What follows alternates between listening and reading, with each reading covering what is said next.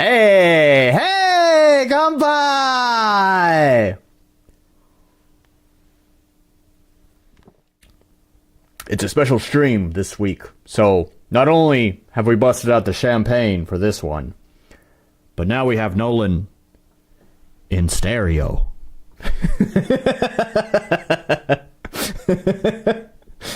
You can have my voice tickle you in the right ear, or in the left. Which way do you like it? Alright, holy shit, I got a lot of shit to go over. This is going to be a different stream. Not only because it's in stereo, and not only because we have champagne, but I'm going to flex all my music gear. I'm just kidding. my fucking Casio keyboard. ASMR is cursed. Well, you're getting it now. Anyways, it's a special stream. I wanted to do this stream actually last week, but I wound up canceling it because I really want to. This is an important topic. I really want to be able to speak on it with clarity. And unfortunately, I had a headache, and I just felt like with a headache, I wouldn't be able to do this topic the justice that it deserves. So I just decided to wind up canceling it. But anyways, we're going to do it this week. The good thing is it gave me more time to try to get some more information. I didn't really get much more information, but I definitely... Is it reversed? Is it backwards? Oh, well. Oh, well. It's fine. Anyways, so... you know, I didn't really get that much information by waiting for a week, but I did reach out to some parties involved, and of course, hoping that they would be able to respond by last Saturday. It was like just way too short notice. I didn't think they would be able to respond by then. We'll go over that when we get there, but I wound up giving them an extra week, even in my email, and I figured at the time I would just follow up. I would just follow up with it on, this week.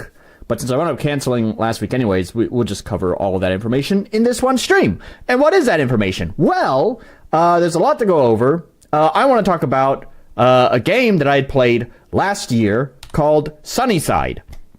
Sunnyside was a game that I played on stream. We'll talk about what it is in just a second. But I just kind of want to give TLDW on this situation because, I got to clickbait a little bit. But basically, I actually think that what the devs are doing is the right decision.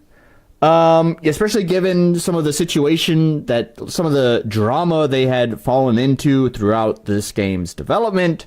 However, I do think that there have been some major missteps, and that there's definitely things that we can learn from this, especially because there is a Kickstarter that's been involved with this game, and I definitely think that it's some of their ways of handling this situation has not been good, considering the fact that there are backers involved. Just another reason why I just don't recommend backing Kickstarters, because this kind of shit happens all the time. In fact, I'd say it happens the majority of the time. The cases where Kickstarters go over smoothly and the backers don't get screwed are the minority. And while all the cases where the backers do get screwed in one form or another is kind of the majority. So anyways, so that's the TLDW. There we go. It's fine what they're doing, but there's some major communication problems here. Well, it really shouldn't have taken me diving so deep to get some of this information, to be honest. What is that information? So first, let's kind of go over what Sunnyside is. Maybe some of y'all forgot what Sunnyside is because that stream happened last year. First let's get some tunes. Let's get some tunes going. Can't play that. That's copyrighted. But we got some stuff here. Put some tunes on in the background. This is gonna be one of those kind of tune streams because we're just talking. We're talking about some serious stuff today. So, anyways, all right. Now that we got the music going, so I had streamed this game. When was it? 6 months ago, back in June. So I had streamed this game. Funnily enough, with Inotrio, which is another game that kind of turned out to be pretty mixed on the quality. But anyways, and then we played Sunnyside here, which is this game. It's sort of like I don't know. It's a cozy game. It's a cozy game because we all love those. That is part of the farming sim genre, just kind of trying to pick up where Stardew is really, and in my own opinion, not do it well at all. And they, to some degree, they admit that too. They're kind of aware this game is not good, because it seems like it was their first game, and boy, the number of times that we've talked on this stream about the first game lesson.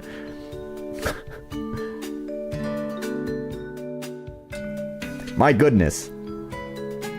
Anyways, so this was the game that we had played, and I didn't really think too much about it back then. Was it in early access at that time? We can kind of rewind here in the stream. I don't even remember. So it looks like no, and even back then you can see in the video that even on Steam it had a mixed review back then at launch. The game basically launched in a really poor state. It doesn't even appear to be in any sort of early access state, and I think that's one of the biggest problems with it, is that it was clearly launched in a terrible, unfinished state, with terrible performance problems and just like, I don't know, missing content, is just not finished. But it was launched that way, which looks pretty bad. Well, we all can say for sure the Origins Kickstarter will definitely go super well and all that. No doubt about it. Yep, absolutely. So anyways, the game launched in a pretty poor state, got mixed reviews, didn't even go into early access, which, I mean, I don't really agree with early access either, but this is the type of game that would do well in early access, because it does kind of have that, like, endless game loop to it. We've talked plenty about JRPGs who do early access, or RPG games in general, where the focus is more story, so it doesn't make as much sense. Basically, unfinished game sold with the disguise of a finished one. Yeah, that's basically what it is, and I think that's the reason why it got such a mixed review. We'll probably go over this some more. They got awards on there? Oh, yeah, I don't know. Women-led games. No, we're I'm gonna try to avoid doing the op-edding right now. I kind of just want to set up the stage before I start shouting my belligerent opinions.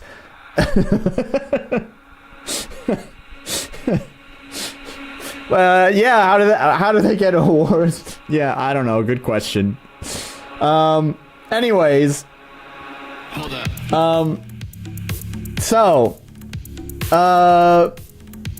I lost my train of thought. Anyways, so basically, let's fast forward now. Let's fast forward now to what happened. Well, actually, and this wasn't even now. This technically happened, I think, back in October is when they made the actual announcement. It was because of BG, who, funnily enough, is actually here in the chat in the video that I'm showing. He's the one that actually brought this to my attention in the first place. I feel like I'm shouting over this music. I need to turn it down in my headphones. It seems fine for you guys. Anyways, so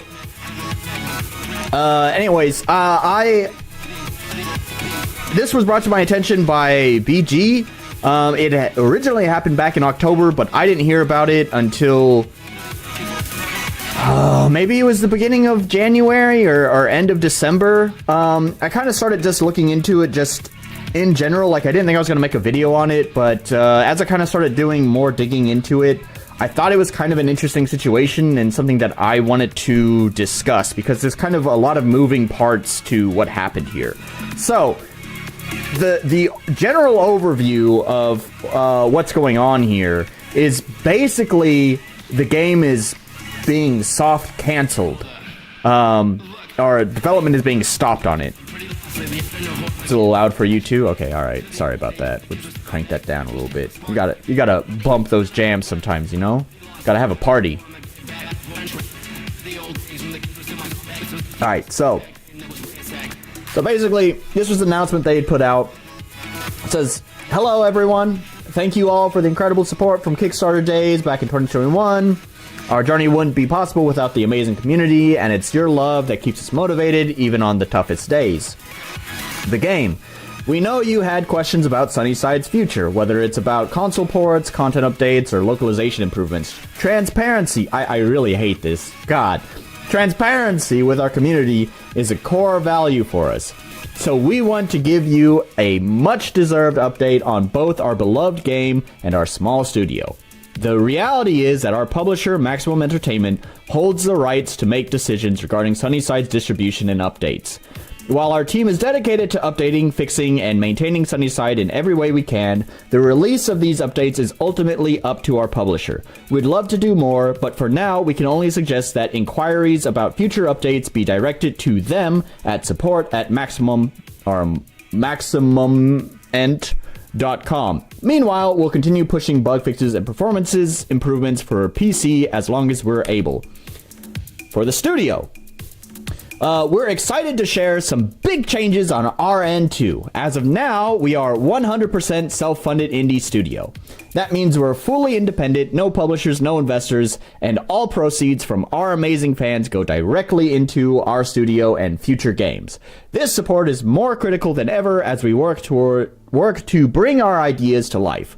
We need income to continue growing, and the only way to do that is to keep moving forward. We've shared ways you can help in our live streams on YouTube on October 31st, link in post. Check out the VOD if you missed it, or contact us through our website, offtabi.games. Our journey as a studio has been full of challenges and triumphs, but we're committed to forging ahead. We're here to deliver the incredible games that gamers deserve, and we're determined to do it our way. With all our love, Offtabi Games, formerly Rainy Games. There's a lot to unpack here. There's a lot to unpack here. This is what I'm saying. I really hate their use of the word transparency. They spit this out a lot when, ironically, they are not very transparent about things at all. It's like the Catholic preacher who is sitting there preaching fire and brimstone about being gay, and then as soon as the doors are shut and the people are gone, he's diddling little boys. So, the more someone preaches about a certain characteristic, the more likely they are to do the opposite of that, is the way that it seems that the world works. So, first of all, I just want to get your opinion on something here. I already told you that they're basically canceling the game. It's sort of a soft cancellation. Do you understand what I mean by that? Did you get that sense from this post? Like, did this post really clarify that all? Do you know what I'm talking about? Do you know what they are talking about? I can tell you, but I just want to hear your opinion as to if you think you understand what the current situation is for this game. Maximum Games isn't exactly a prestigious studio since they publish some abhorrent games like Troll and I. We'll talk about them in a second.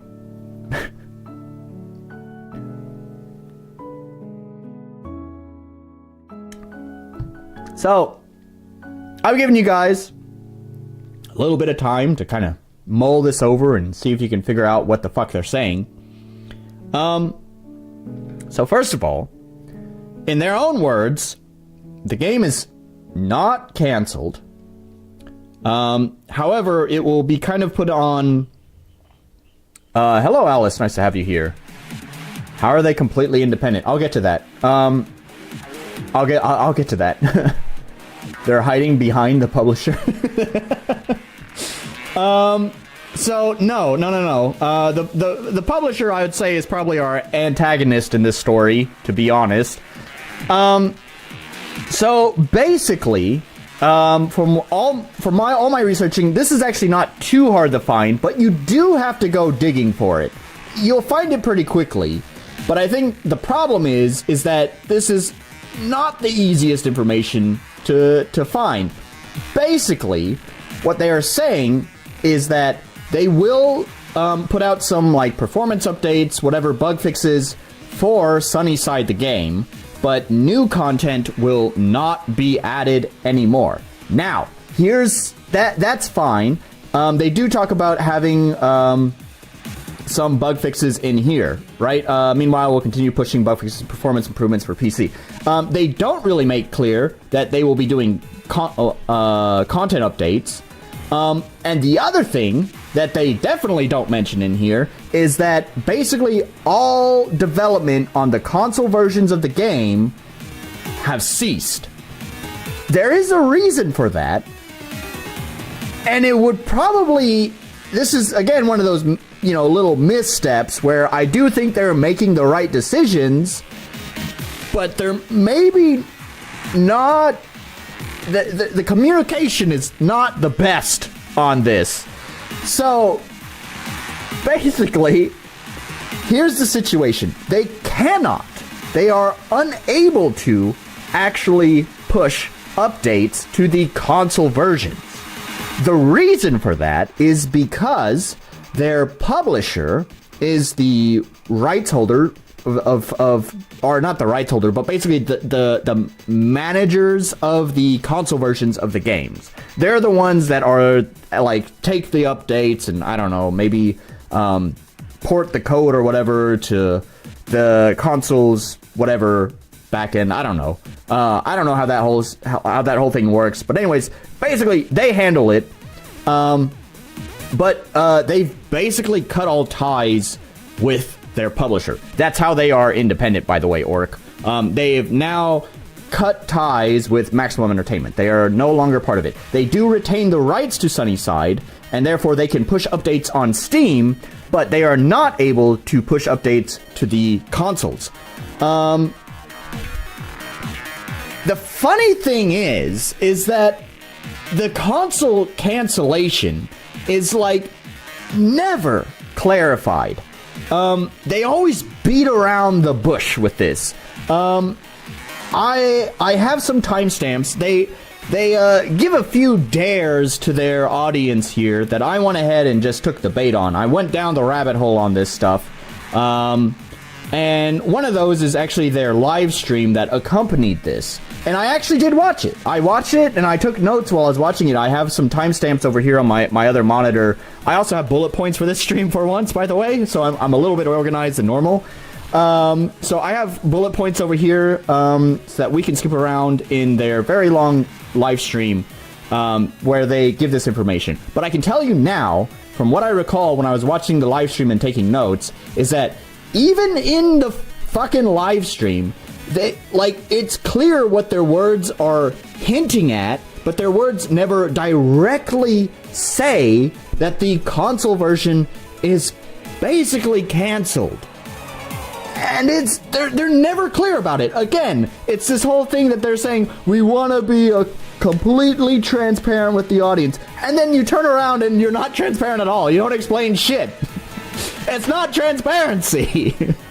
You're just saying the words. You're not doing the thing.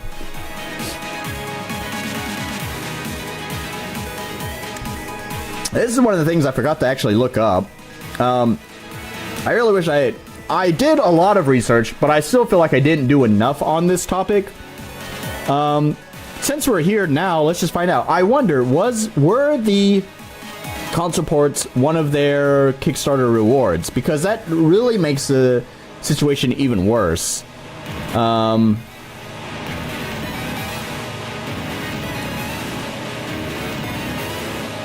Okay, well, so to be fair, I don't see anything about consoles here. We'll just do a page search. I don't know if this was edited.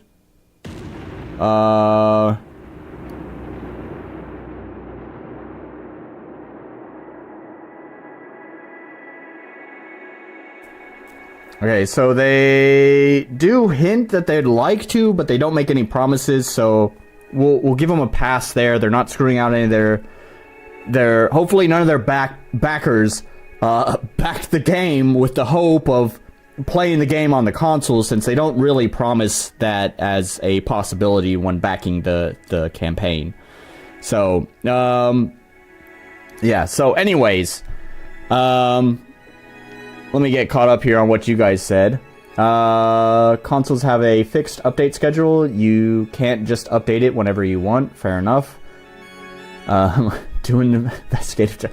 I did a lot, okay? I did a lot. Like I said, I wish I had done more. There was still more that I wanted to research, but I just didn't have time. I got other things to do. I got synthesizers to play with. I got games to make. So... unfortunately, and I got jobs to do, so unfortunately, I just there's not enough time to just look through Discords, send emails, and read articles on the subject. So there's some gaps in this. We'll try to fill in some of the easier gaps as we go through this. Part of this is bullet point. Part of this is just YOLOing it. So you know, it's not gonna be perfect, but there's some organization to it. I was just about to say that, Wrath. Yeah. Aiming for a Switch U release. So, we'll get back to the live stream.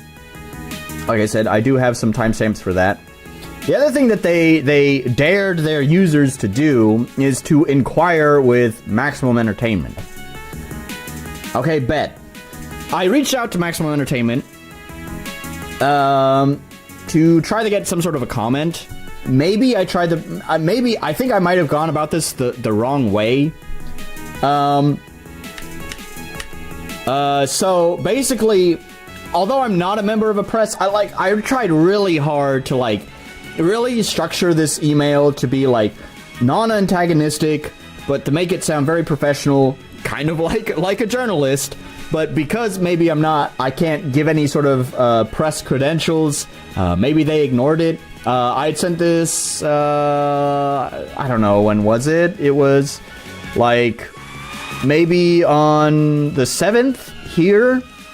I sent the email out, and I've never received a response. Basically, I said, Dear Maximum Entertainment team, my name is Nolan, and I'm compiling a video report surrounding the game Sunnyside by Off Topic Games, formerly Rainy Games. I'm writing to request clarification on the matter of the game and the developer, especially pertaining to the game's future support. Any statement or comment on the subject would be greatly appreciated, or any other details you may wish to provide would aid in my reports. I am hoping to publish this report by Saturday, January 18th. If possible, a response provided before the published date would be appreciated. I wish to represent the facts as they are, and your input would be valuable in this process. I look forward to your response. So anyways, I reached out to them, but they did not reply. So I don't know. Hopefully the people who do reach out to Maximum Entertainment, who approach them more as just a customer of the game, hopefully they would respond to them. But it also doesn't look very good when basically they said, hey, if you want more information, ask them, don't ask us. And then I asked them, and they don't reply. It's not a good look. Once again, it's not transparency. You're saying a thing, but you're not doing a thing. You're just shifting the responsibility off of yourselves onto them. Now, I realize, and they I guess sort of hinted at this in the live stream, which we'll get to, I know, that there are some contractual obligations. I would hope that one, that's the reason why they're just not being clear, is that they're just not allowed to. However, because of the circumstances that landed them with Maximum Entertainment and all of this fallout that's happened, I would hope that they would be making a concerted effort to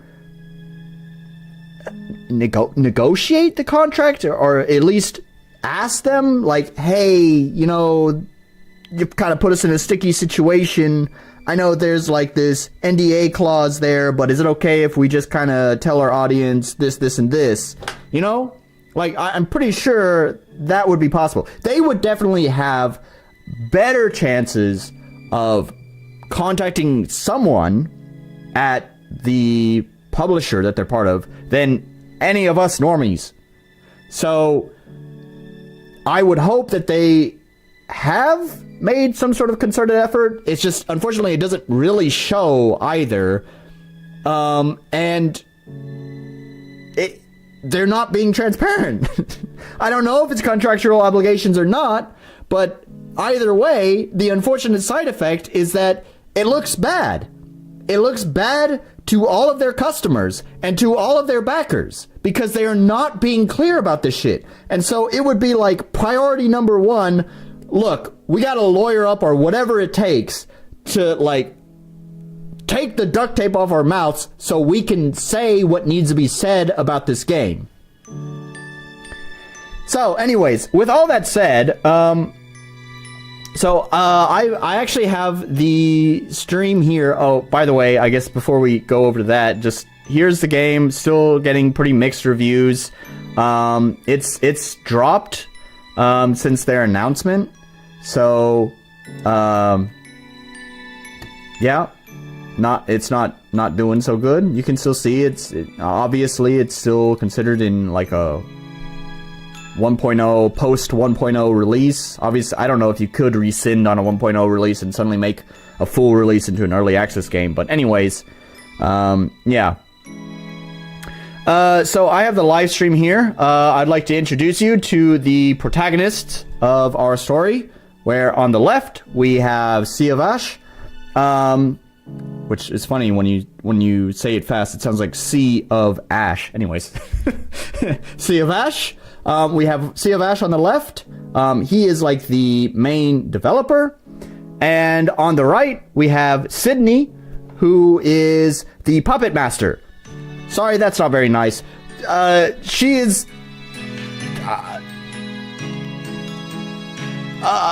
producer. She is the one with the money. That is her. No, I'm kind of being hyperbolic here. From what I understand is that Sydney does have more of a management role in the production of this game, but it is more of like the clerical stuff, taking care of paperwork, managing finances, you know, all of that stuff.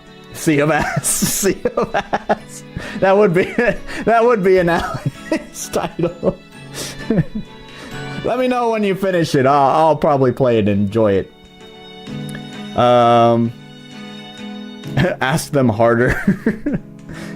They just keeping it as console maybe, probably not going to happen. So here's the thing, but the console release did happen. They did release the console version. It's just that they cannot push updates to it. And so the game will remain, number one, on sale, which is not great for the customers, because any uninformed customer will buy it not informed of the state of the game. But two, it's not going to get any updates anymore. So it's going to continue to remain in a broken state, as it is. So that's just that. Let's see. Let's go through my timestamps here. So here's the thing. So with the publisher,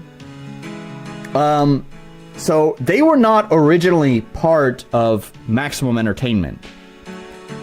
And that's where the trouble happens. Oh boy, were the years 2020 through 2022 A great and wonderful bubble that had to burst for the gaming industry. Y'all remember a group called, what was it called? I want to fuck the entire industry over and, just ruin tens of thousands of developers' lives? I think that is a little bit long-winded of a name for that publisher. Gosh, I just can't remember that name. Oh, that's right, Embracer Group. Do you remember Embracer Group? You know, they had to do that thing when, everyone was stuck inside because of a certain global problem that was going on, and so everyone was just bored at home, so they started picking up new hobbies. One of those being, I don't know, video games. And suddenly there's a huge boom for all of the stuck-at-home hobbies. Netflix is seeing surge in subscriptions. Video games, consoles selling left and right,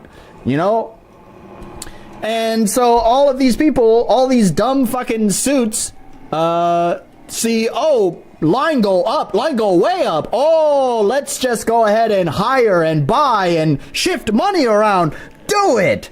And then, once the world returns to normal, go fucking figure, all the people who are not stuck inside anymore go back to their outside things. They touch grass.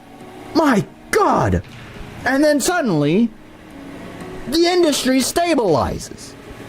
Suddenly that bubble burst. And now all these shitheads who bought up a bunch of fucking little publishers and developers suddenly realized, well, shit, that was a dumb idea. Now we gotta sell them, close them, whatever, to get us out of our financial trouble.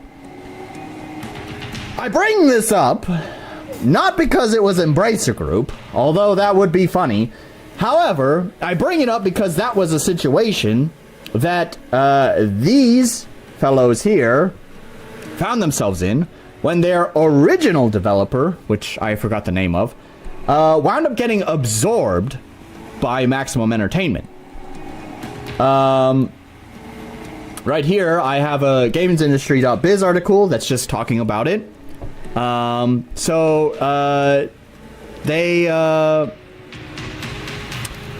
Maximum Entertainment, previously Zordix, has announced unification of its various divisions under one name. The company owns, publishes Maximum Games, Modus Games, Just for Games, and Merge Games. I think Merge Games was the smaller publishing arms that Sunnyside devs were under. And developers Modus Studios, all of which will be grouped together under the name Maximum Entertainment. The firm also announced that it is looking to increase IP ownership to 30% of its revenue by 2025, as well as double down on transmedia projects. Oh boy, I hope you are getting excited for this. Buy up all the stocks now. Maximum added that there's currently over 100 games in the pipeline, if that doesn't just pitch a tent in your britches. 15 of them being its own IP. Alongside this announcement, the company released its interim financial report for Q4 of 2023. And the full year, its net sales for the quarter reached SEK 394 million. Down 4.6% year on year. And SEK 1.1, who gives a shit? I don't even know what half of this fucking financial jargon is, so who cares? But anyways, this is the unfortunate situation that the Sunnyside developers found themselves in. They were originally part of one developer, and then that developer got merged into, publisher. They were part of one publisher, and that publisher got merged into a much bigger conglomerate. And then I guess they just got forgotten about? I don't know. They would know, but they are not very clear on this stuff, so who knows? I've just noticed that very, very slowly over the past few minutes of me shouting into these microphones is that my microphone on the left is very, very slowly. It must be getting sleepy. It doesn't like to hear me chat. It's waiting for me to play games. I'm sorry, microphone. I'm not playing games today. You gotta stay awake, alright? You gotta wake up. Wake the fuck up, buddy. There we go. Stay firm and erect. We need you there and excited. All right. So, in here at around 16 minutes to kind of talk about that situation. I have it marked in here a bit earlier than 60 minutes, so let's just start here. That's pretty good. And let's pause the music so we're not shouting over them and just let them talk. We have been kind of quiet the last couple months because we've been trying to figure out with Maximum and like, okay, what's next? Do we just have new people that we're working with? Like, what's going on? And so I can't really share everything as much as I would like to, but what I can tell you is that Maximum Entertainment is responsible for distributing and selling Sunnyside, and they get to make all the decisions. We don't. So that means that while we very much want to continue working on the game, we will do that on PC. We will continue to push updates as much as we can and do small bug fixes and things like that.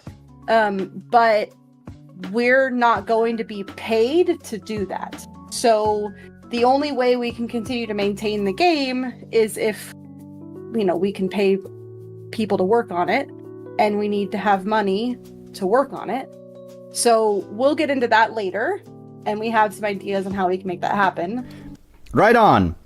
Actually, that didn't talk too much about the whole merger situation, but that does kind of give an idea of, I guess, they don't really know what's going on. Getting forgotten about is a very real possibility, to be honest. Have firsthand experience myself with business applications being forgotten after a merger. Yeah. I mean, I don't doubt it. I don't know. I just feel like they would have had some sort of contact or something. Look, I want to reiterate the point here that, I don't know. I don't know what they need to do, but the communication on the situation has been bad. They are doing the right thing. It's just that the communication is bad. That's where the problem lies.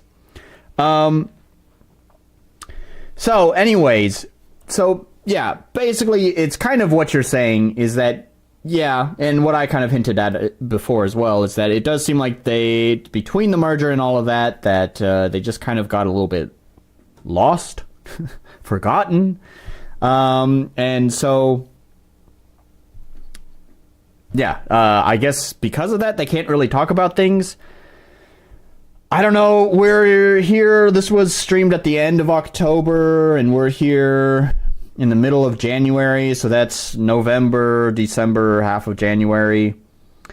We're coming up on basically a quarter, so I would hope that at this point they would have decided how to either just decide, well, they've clearly forgotten about us, so we're just going to discuss what we think is important for our community, at risk of breaching the contract. In my opinion, as a risk taker myself, I would probably be willing to just take that risk, because in my mind, I'd be like, well, they've clearly forgotten about me, so I'll just say these things that I think are important for my reputation, and for my backers and my customers to know. I'll just say that. I'll make it, I won't, disparage the company or anything like that. I'll just make the point clear. So hopefully if they ever say, NDA, you could just be like, look. But they probably wouldn't do that anyways, because they've clearly been forgotten in all the shuffling of money and stuff. So next I have a timestamp for 2005. Everything went wrong. Okay. Yeah. So a little bit before that here, they kind of talk a little bit more about just their experience with the publisher, where it also seems like they didn't really have a good experience with them either. I don't recall if they're just talking specifically about Maximum Entertainment, or if this was the guys they were with before they got merged into Maximum Entertainment. I don't know. But anyways, we'll just let them talk. The blame, I think I feel like Sunnyside was just a perfect storm of every single thing that could possibly go wrong with game development. Good lord. Like, yeah. everything that could go wrong did go wrong, and it was... Well, number one, I can say this, is that they have heavily implied that it was either their first game or just a game that they clearly just didn't have enough experience to make. So everything that could go wrong, that did go wrong, indeed, including poor decisions on the developer's part. But anyways, I digress. It's just, we screwed up, everybody screwed up.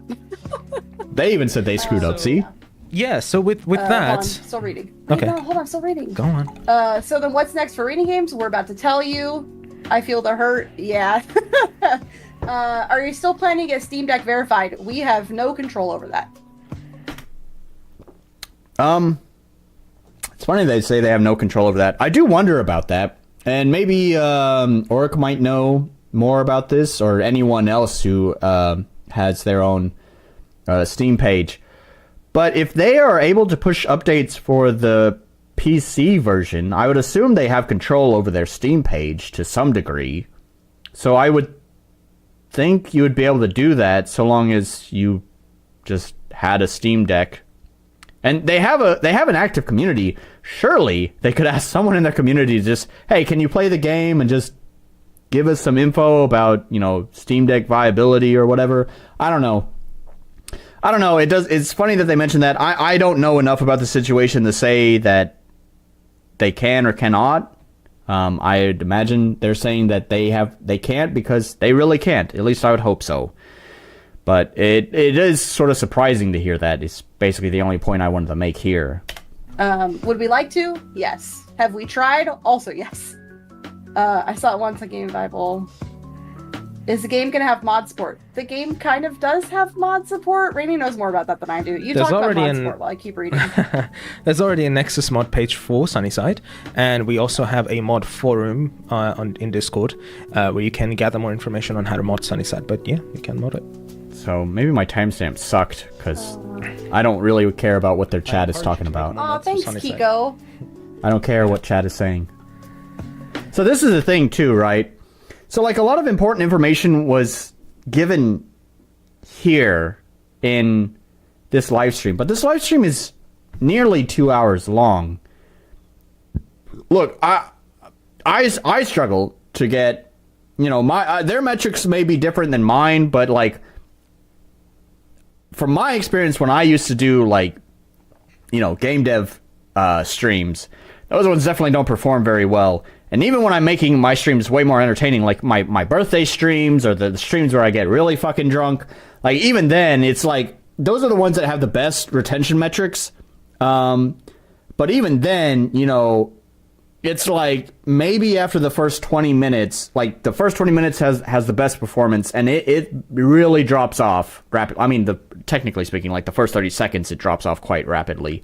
That's where like people click on it and are like, never mind, and then just click off. But ignoring that part, because that's just typical interaction with the website, and the recommendation algorithm. Ignoring that part, then you get kind of the steady audience who are there to stay, but then, they stick around and get their entertainment, and then, it's the stream is, whatever, it's 2-3 hours long. They can't stick around for that whole thing. They got their day to get to. They have, whatever, lives to live. And so they pause it and maybe come back to it, or maybe not. They just close out of the tab and just, that's it. They don't have a return. Whatever. The point is that retention is really hard to keep for a whole live stream.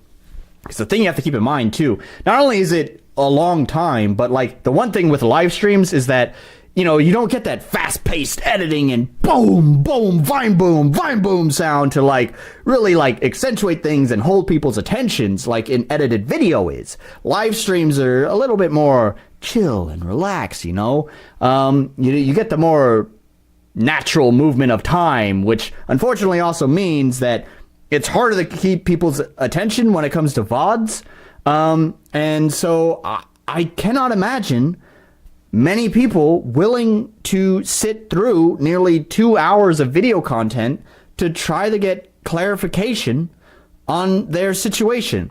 And I will say that's sort of exaggeration because actually a lot of the stream is about what they're doing next. So technically not the whole stream is about what's happening with Sunnyside, but you get my point. People are going to see that it's an hour and 49 minutes, basically an hour 50 minutes, and assume that, the whole thing is about the situation, and they'll watch 20 minutes and then kind of click off. It's fine, all their fans were in chat. Could also require some... Okay. First 30 seconds needs to go hard. Streams are better during the stream. Streams are better during this. I don't know what you're saying, but sure, buddy. Anyways, so this is just one of the things I was saying about communication. Like, so I joined their Discord server, and the thing is, let me bring it up here.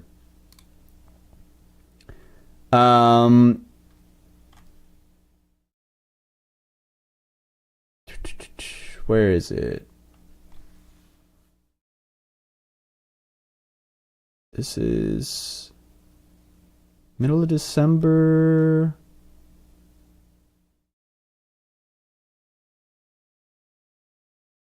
This is still middle of December. Why are there so many announcements in the middle of December? Okay. So let me bring my Discord over here. So here's like the official announcement that we've already looked at. And then again, they just link to the stream and then their Patreon, and then that's it. That's it. They have their bot in here to tell them when they're streaming. I don't know. There's other just regular Discord announcements. Some surveys about their next project.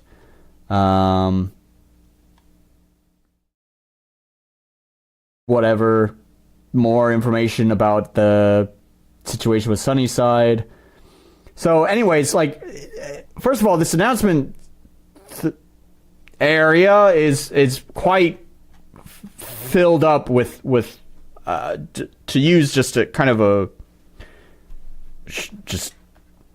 crass term, just spam. It's, I mean, you call it whatever you want, but anyways, it's filled up with a lot of messages, a lot of spam in here. Considering the situation that they are in, and this is like originally was the Discord dedicated to the game. They've obviously shifted into more of a developers kind of Discord server, but it was originally for their game, and it's linked to a lot of their social media, and wherever the game is posted, it links to this Discord.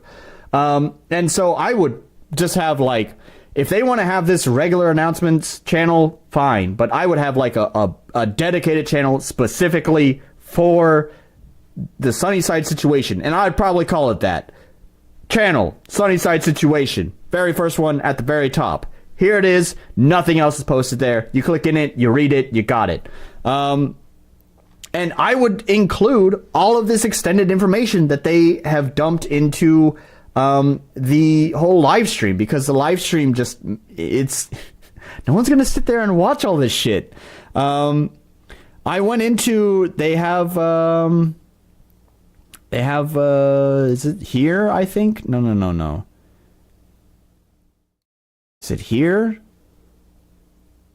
I don't know. It's, they have, like a form, and I kind of flipped through this a little bit, some too, just to see what, like, people were posting. And, like, I'm not gonna lie, them and their community are really kind of shitty about this. I get that it's kind of like us on ARM Web, where we get asked the same questions literally thousands of times, and that we've just kind of lost all patience with answering the question, where it's just fucking Google it. But seriously, it looks pretty bad for this community and for them when basically anytime someone comes in here, posts a thread saying, can you please explain the situation on Sunnyside? And basically they say, watch the fucking live stream. We've already talked about it. And then give no other information. It's just like, no one wants to watch an hour and 50 fucking minute live stream to get information. To get the information they want to know. They asked the question, like, I don't know where it is, but there's one like, hey, what's the status on the console? And it was basically that. It was basically that reply, just like, go watch the live stream. And even in the live stream, they just say, our publisher controls that. But what does that mean? But what does that mean? Does that mean it's going to get updates? Does that mean it's not going to get updates? Can you be a little bit more clear? Every day, which RPG Maker version should I buy? Basically that's one of the ones. Yep.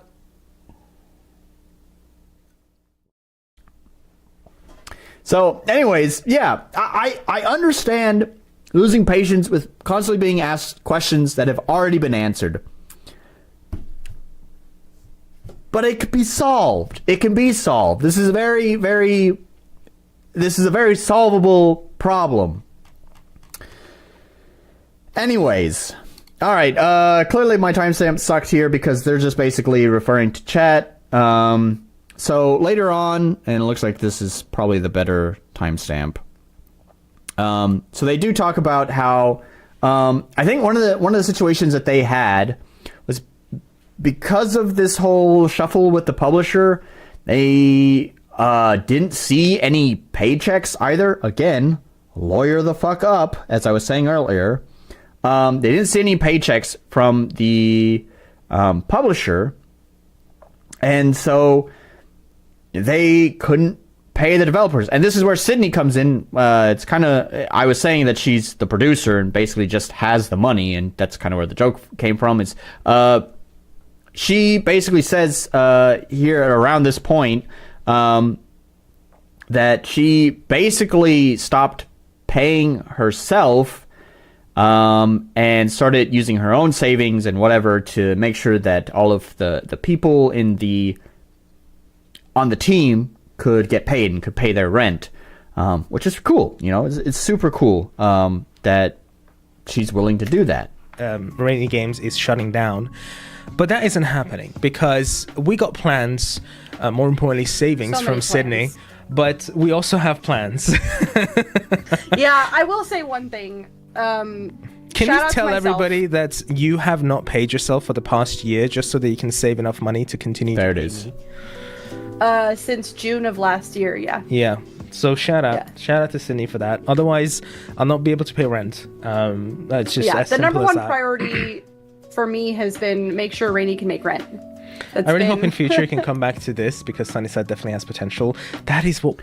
So, and it's hello, BG. Nice to have you here. We're talking about the subject that you brought up. So good to have you here. This one's dedicated to you, brother. Anyways. So it's funny because I feel like the past couple of streams I've talked about the whole publisher situation. I don't know what they did when they took the publisher agreement. I'm not going to point fingers here. I will say for anyone else who is watching though, do research, read the fucking contracts, read them twice, read them 3 times. The contract is your fucking life that you are about to sign. It is not something you should just be like skimming through and be like, it's all good. Yep, sure. No. You tell them, thanks. Can you give me a moment to read over this contract? Appreciate it. And then read it. When you get to where the dotted line is, you go back to the first page and you read it again. When you get to the dotted line again, if you feel like there's anything you're uncertain on, you either ask questions or you read it again. Speaking of, ask questions if it's in person. Actually, it doesn't matter if it's in person. If they sent it by email, if you have any contact with the publisher at all, ask questions. If you're like, I'm not clear what this clause is saying, can you please clarify it for me? Do that. If they can't do that, first of all, that looks very sketchy. Number 2, I don't know. I'd probably just have to contact a lawyer at that point. I would hope that they wouldn't use any sort of time pressure to get you to sign the contract. Or if they do have a time pressure, because, I mean, obviously they can't just wait around for you forever. But hopefully they would still be generous with whatever time frame they can give you to review the contract and consider it. In which case, you can spend that time reaching out to a lawyer. Yes, it's expensive. But when they're just looking over a contract and explaining something, that's probably one of the more cheaper lawyer costs than anything else out there. So, anyways.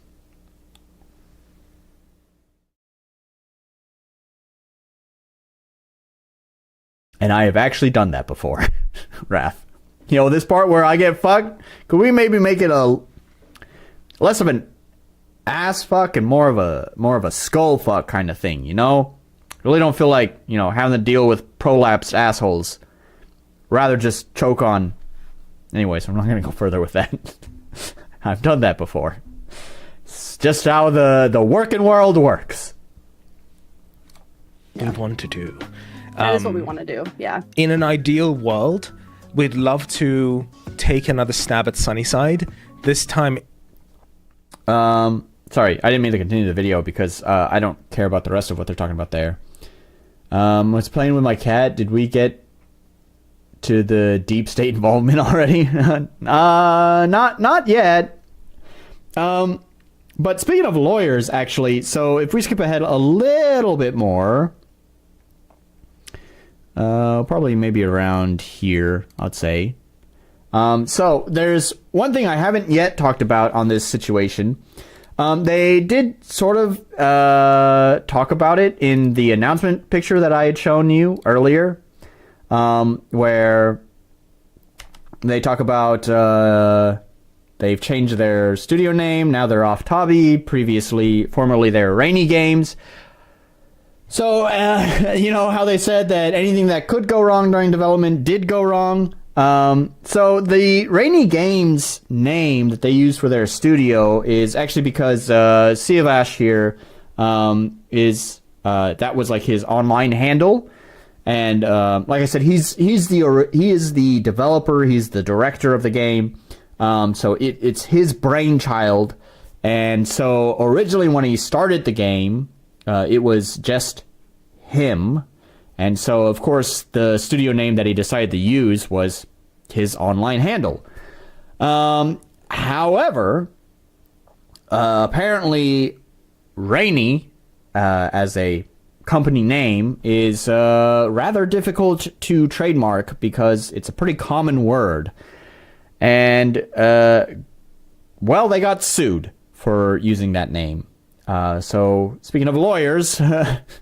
I guess they did lawyer up. When I was saying lawyer up earlier, I kind of meant lawyer up with different lawyers. But anyways, they did lawyer up because they were being sued and they had to contest this in court, I guess. Now, I will say, so it's kind of a weird situation to me. Usually when it comes to this kind of stuff, typically the way that it's very, very rare for any sort of, you know, group entity to just jump straight into filing a lawsuit. It almost never goes that way. Before they file the lawsuit, because lawsuits are expensive for every party involved. They are expensive for everyone.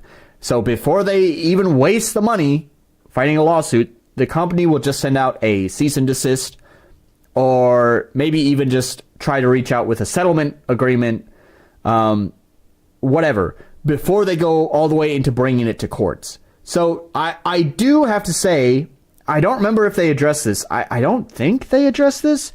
I don't think they ever mentioned how this went to the courts. So I do think it's weird. I guess we'll watch it and we'll get clarification on this. But I do think it's weird that it just went straight to courts. That's not normally how these proceedings go. So I don't know. So it probably means that they probably tried to fight it, which is not a wise decision when a company that has more money than you and is much bigger than you says, stop doing that. The correct response is, yes, sir. And which dick do I suck? So yeah. Anyways, let's let them chat and see if we can get some clarification on this. We've been sued. Yeah, we've been sued for using the name Rainy. I can't talk about it, but you. First of all, can I just say, my timestamping game is just on point. Do you see how that just started off right in the correct section? You'd think this video was fucking edited, man. It's public. You can go find. If you do a little bit of digging, you can find the case. If you want to do some digging. So that's a whole. So okay, it's funny. So they mentioned right there, they love to do these dares for their community, and this is something I thought about doing. So right there, they you know, whenever you're getting sued, when it goes to the court, it becomes public. It becomes public information. You can search court records for any case. And so they're saying, hey, you can go look up the case. You can find it yourself. I couldn't be asked, to be honest. I wanted to, partly just because I'd love to have some clarification on this whole situation. But, man, I don't want to spend, I don't know how long looking through court records for this specific case. And then I have to, like, parse all the fucking legal jargon, which I'm not good at. I don't know what the fuck they're saying a lot of the time. So, I don't know. It seemed a little bit above my pay grade. Maybe once I start getting, you know, paid on YouTube, once I get, like, CoffeeZilla payments for doing deep dives, then I'll be like, yeah, okay, all right, I'll look into those court cases, but not for this. No. But anyways, it was a consideration, but it's also kind of proof that they did go to court on this instead of keeping it as a private matter, just as an engagement between their company and whatever other company is suing them. I do just want to say money. That consider the fact that while everything with Sunnyside and publishing and stuff is happening, we also got sued for our name. So it has not been the best couple of months after Sunnyside came out. It was the worst, actually. Carry on. It's been pretty bad, yeah. And for those of you who don't know, in the United States, when you get sued, you still have to pay money to defend yourself, even if you don't, even if you feel like you're gonna win, you know. Terrible. And so that's been really expensive. And how do I phrase this? Yeah, has come out of my pocket personally. We'll put it that way. You took a loan, didn't you? I won't go into it. But some things had to happen in order for it to. Yeah. Some savings accounts might have been cleared out. Maxed out. It's been a couple months, guys. Yeah. So for anybody who doesn't know, I did go and get a job. I'm working for a law firm as a producer. It's fun. I love it. Now that I'm making outside income, I'm now using that to pay off all the debt that I've accrued over the last year. But we're not going to go into all that. It's been chaos. The important part is the name Rainy Games. One, there's a lot of competition. The trademark's really hard to maintain. So this is the thing I was just talking about. I don't know, it doesn't fit right sometimes in... So here she's going to talk about how it's, you know, originally the name was just for Sea of Ash, but now they're kind of a studio with other team members, and so it was weird to have a name that's only for one person when it's actually multiple people. Anyways, we're going to kind of skip through that a little bit. So when I'm trying to do that, you know, somebody goes and looks for Rainy Games on LinkedIn and sees somebody named Rainy, they think he runs the studio. Again, the thing I was just talking about. It comes with a bit of a responsibility when it's Rainy Games and Rainy. So I just kind of wanted to move that away from... Still talking about it. I do want to clear one thing up because there has been a lot of misconception in terms of how like Sunnyside was developed. I did not take the company away or exert I hate that narrative. Decision. Okay. That's funny that I skipped to this part. I guess there wasn't much else for them to say. So that's the thing, right? So there's really no clarification on how that whole legal proceeding went. It does typically stay... Gosh, I'm spitting everywhere. and hitting my microphone, hitting my stereo microphones. But anyways, yeah, so there was really no clarification on this situation, like how the whole proceedings went. So it is weird that it just went straight into the public courts, because like I said, typically it stays as a private matter before it escalates into going to the public courts, because like I said, lawsuits are expensive for all parties involved. Oof on getting sued for the name, but it's preventable. I mean, I would think so. I don't necessarily blame him. I don't know, like, I guess it's something worth considering to everyone, but like, it's not something that I would think many people would be conscious of, that they would think about, especially when starting out is just like, it's just a small game. You don't even have high expectations for what the sales are going to be. You feel like a nobody. You feel like you're going to release the game and you're still going to be a nobody. You're just going to pick a name. What name am I going to use? I don't know. I'll just use my online handle. That's fine. Without much thought. And then, you know, I can see how he gets into that position. And I'm pretty sure that's just kind of what he went through. It's just like, oh, my online handle is this. So we'll just make that as the developer name. And then this happens. So I get that. I get that. If a cease and desist had been sent, it probably would have been like, don't use that name. Maybe the company that sued them might have said, that's our trademark. You're infringing on it. So either give us this settlement and change your name, or we'll take you to court. That's how it usually goes. If they're very serious about this stuff, they'll just say, pay us a settlement and you know, do this thing, and then we'll just go away. So again, I don't know why it went straight to the public court. It might have been that either A, they did the stupid thing and ignored the scary letter from the lawyers, or, which by the way, don't ever do that, or B, they decided to contest it, and because they decided to contest it, because there's actually something that Sydney had mentioned here. She had mentioned that even if you think you're going to win, you still have to pay, right? Which makes me think that her thought process was, oh, we're going to win this legal battle. So maybe that's what happened. Maybe they were a little bit overly confident about this and decided, well, we're going to contest this. And so they did, and it became a public record.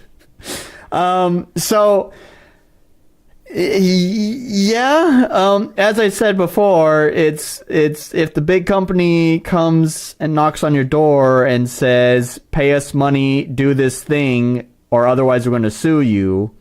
Let's face it, lawsuits are not about who's right or who is wrong. Lawsuits are about who has more money. Especially when we're just talking about like company related stuff. It's definitely going to be whichever company has more money, that is the winner.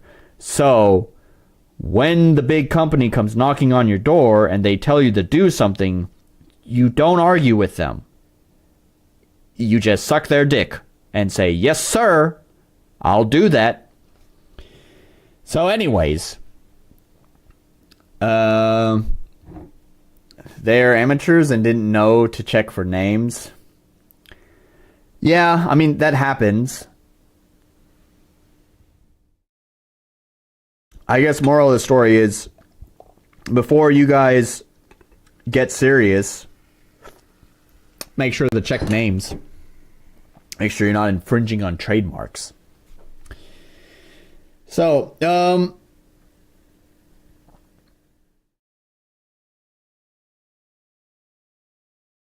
I'm just looking over my notes here to see what's next. That kind of like covers that whole like their history here. Like, so basically the problems that they ran into was that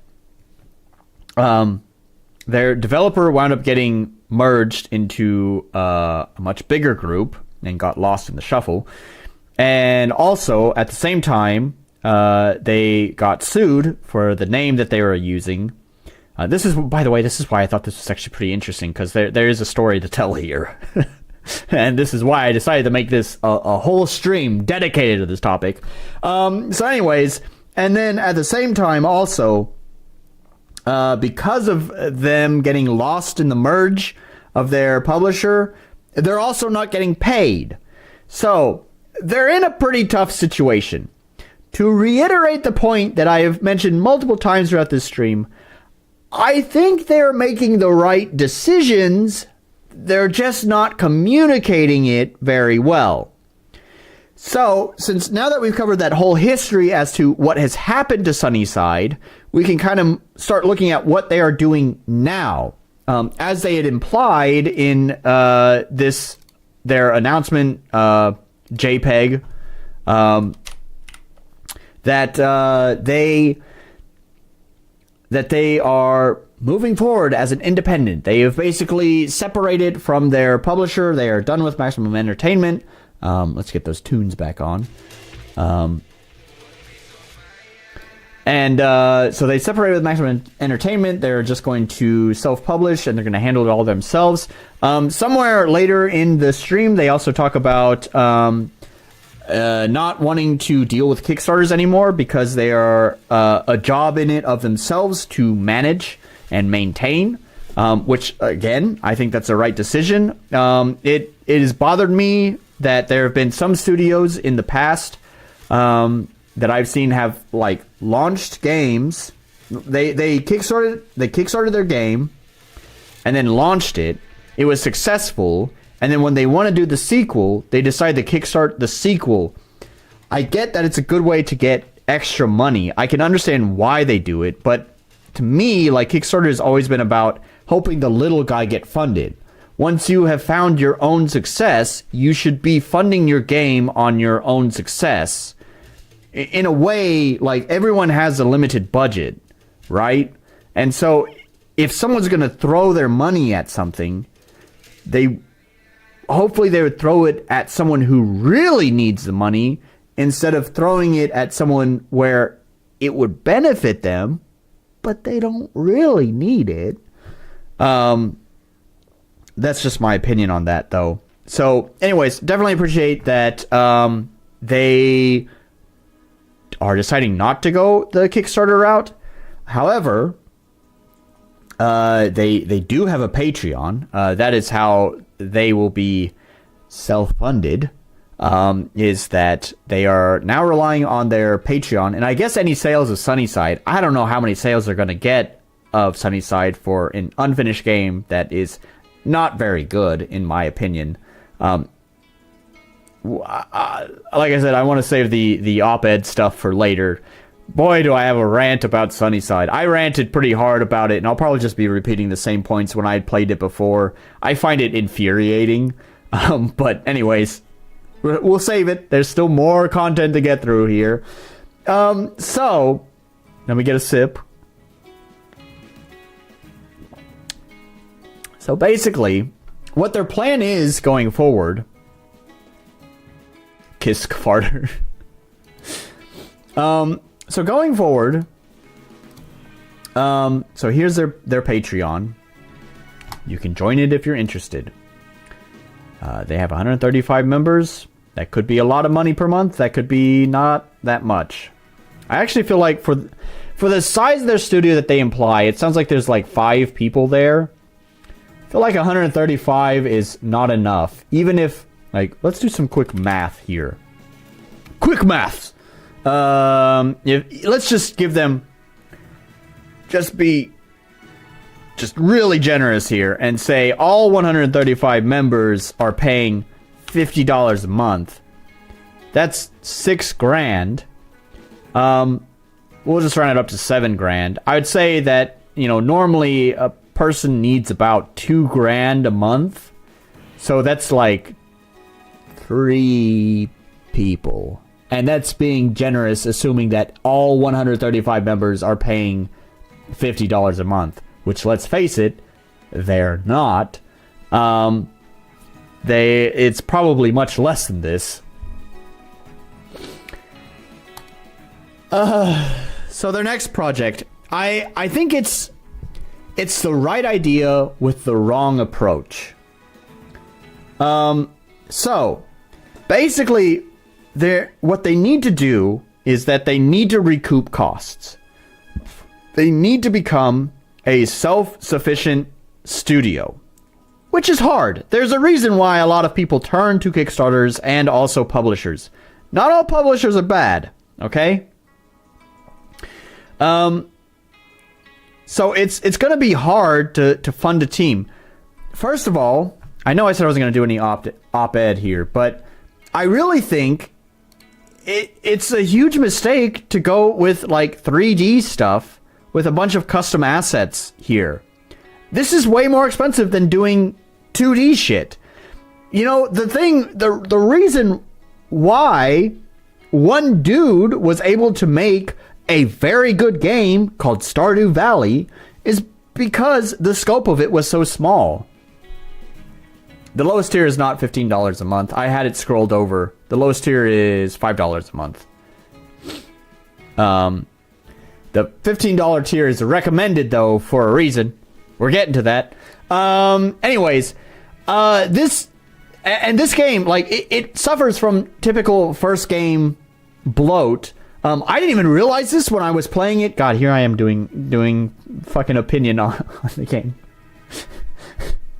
I said I wasn't gonna do it. Just a second, all right? I can't control myself. They should have done this. I know you're joking, but also, yeah. Oh, there it is. Hey, right there. We didn't even get to see this when I had played it on stream. I don't even remember. I think I just hated the game so much. I couldn't bear playing it for very long. So we barely saw anything of the game. But it actually has a whole fucking combat system. Boy, this is a fucking cozy farming simulator game. What are you doing? And now, to play devil's advocate, even they, in that stream somewhere, actually, I think I do have a timestamp for it.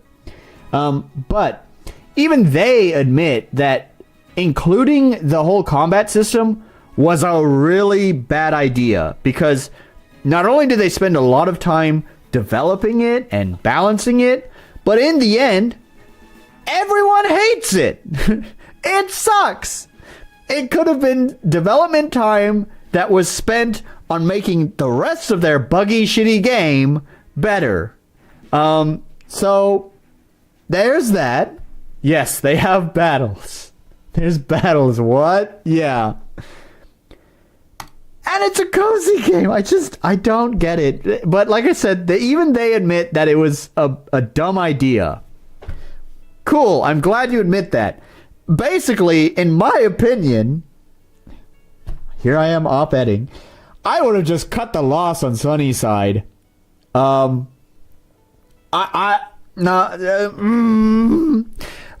the thing. Like, they keep all their messaging is that they will eventually continue to support Sunnyside, but right now they need to get their studio back on its feet after this whole drama with their previous publisher merging into their current publisher and the lawsuits and blah blah blah, everything that we've already talked about. Because of all of this shit, and then them going private. That's not right. Independent, because they've gone independent. They need to get back on their feet. They need to start earning money again. So they're basically using that narrative as that they are not technically canceling Sunnyside. They always hint that they would like to return to it. Homie, this ship has sailed on this game. I would just cut my losses at this point, to be just honest. I'd be like, well, this has turned out to be a disaster. We're just canceling the game. And then if you ever decide to do updates or whatever to the game in the future, then that's cool. You know, you're not setting expectations that they'll come. You've told everyone it's not going to happen. It's canceled. It's done. And then if you do push out an update, everyone's like, oh my God. Because let's face it, they're not going to get that many new sales on the game. It's not going to be a No Man's Sky redemption arc. And it's also funny that I mentioned that. Because, God, it was so funny. That's the wrong stream. It's so funny because I was actually playing No Man's Sky at the time. It was... No Man's Sky can also be a cozy game. I had No Man's Sky here, and I had my laptop. I had my laptop just right over here next to me, and I just, like, have them on the screen over here, and I'm mostly listening to them, but kind of mindlessly just mining stuff in No Man's Sky over here. And whenever they would say something interesting, I'd just kind of, like, quickly tab out, check the timestamp, and then type it down and add some notes on my laptop. And anyways, so it was really surreal when let's see, where is it? This moment comes. Honestly, it's as simple as the fact that we just looked at what we can do best and what we know how to do, and it's making games. So, to quote Sean Murray, the creator of No Man's Sky, in the face of adversity and tough situations or crappy bosses or financial stuff, I just kept my head down and just made games. So, how dare he? How dare he use Sean Murray's quote? I have a lot of respect for Sean Murray. That's a whole nother topic. Hopefully everyone's aware of the whole No Man's Sky situation. I'm going to be super brief about it. Basically, No Man's Sky released. It sucked ass. Sean Murray had hyped the shit out of this game. And it extremely failed to live up to expectations. They went dark for like 2 years.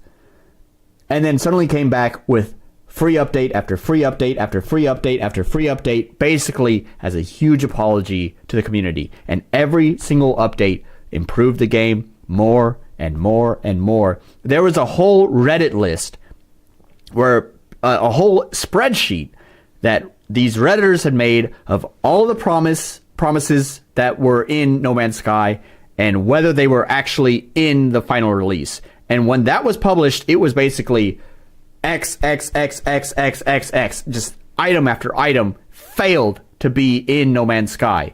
But the Redditors kept up with it. And after all of the updates, not only was everything checked off on that list, but there were new features that were never even on the list that were added. No Man's Sky was a huge, historic turnaround story for the game industry. I have tons of respect for what Sean Murray did. Despite the odds, he wound up turning the ship around. And basically, there was an interview where he talked about when everyone was saying, fuck Sean Murray, what an asshole, what a piece of shit, No Man's Sky sucks after its release. And everyone wanted him to say something. Everyone wanted him to address the situation because that's the internet. You gotta come out and address the problem. You gotta say something. You gotta have an apology, but it's gotta be the right kind of apology. It can't be the wrong kind of apology. If you apologize wrong, then they're still gonna hate you. You gotta apologize in the way that they want you to say it, but don't be exactly the way that they want you to say their apology because then you're not being sincere about it. You're just copying what they're saying. So anyways, but he didn't do that. In fact, while they're getting harassed, even in real life, not just on the internet, he basically locked the studio, pulled down the curtains, told everyone, stop reading your emails, keep your heads down, and just focus on making a good game. And then we fast forward to the year 2024, 2025.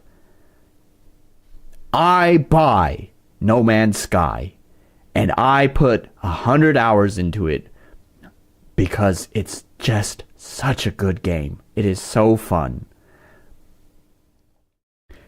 Anyways, how dare he? How dare he use that quote? Because they're not doing that. They're not doing that. They're not keeping their heads down and just making games. They've made this a very, very community-centric thing, which is the opposite of what Sean Murray did. Sean Murray told people, stop interacting with the internet, stop interacting with the community, stop all of it. Just focus on making a game. Focus on making a good game. Anyways, I bring that up. Boys, get your ukuleles tuned up. They want an apology.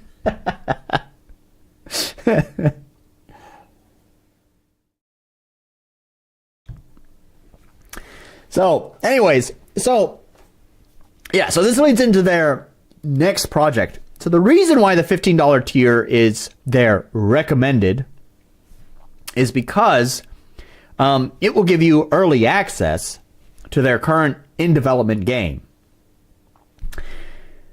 Which is, drum roll please. I think I have my, wait. Oh, you can't even hear it. Damn it. Crank the volume. Oh, it's cranked up. We're gonna get it out of your left ear. Here we go. Wait, can you still hear it? I can't actually even see the correct meter. There we go.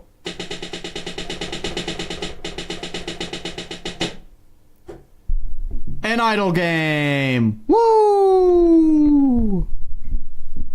Isn't that just exciting?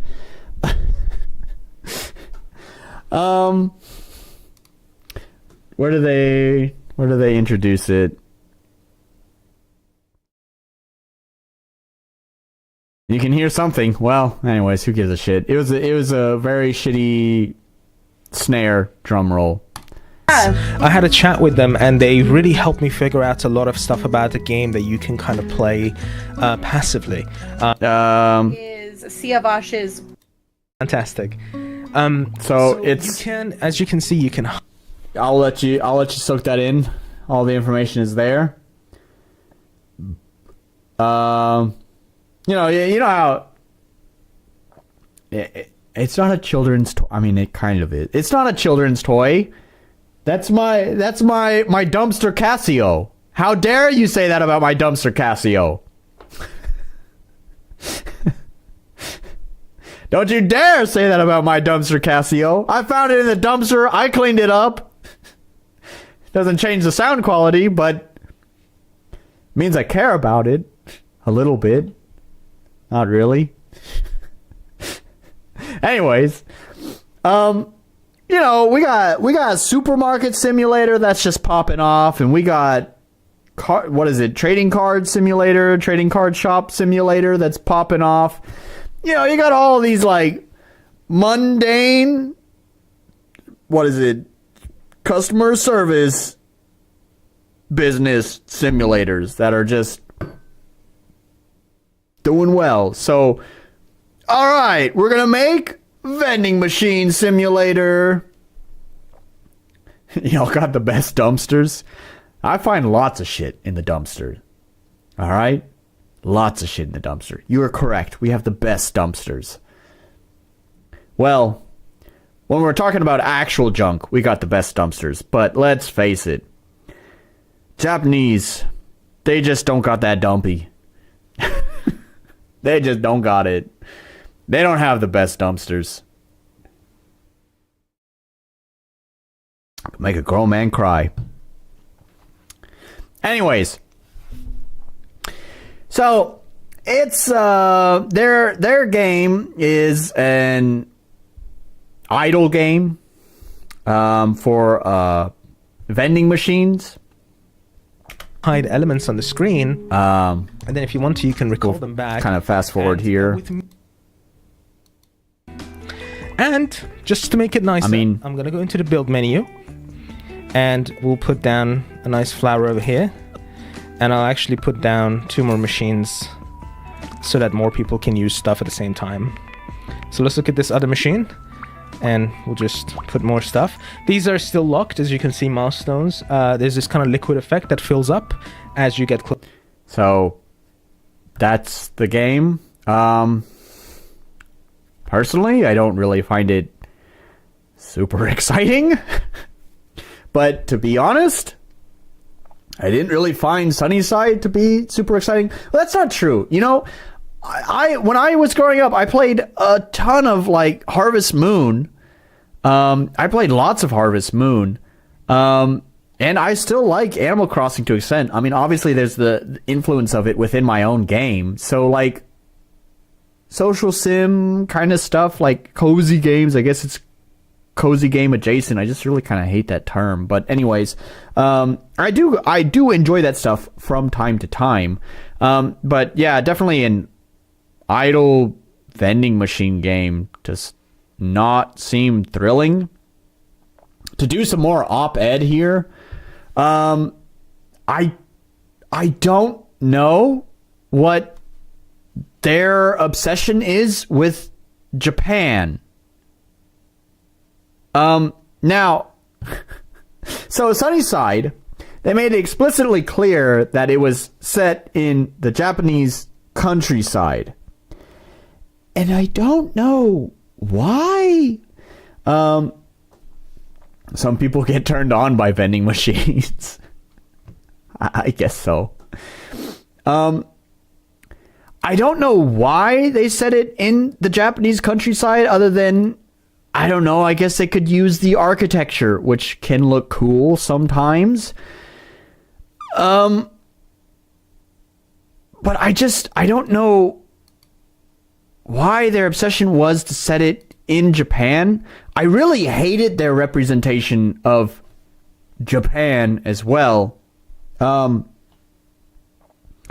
don't know, like all the NPCs and just like the whole vibe just felt very Western in its view and very like, I don't know what you'd call it, kind of like the keep Seattle weird, keep Portland weird, keep Austin weird, keep city weird kind of movement kind of thing. Very, I don't know, hipstery.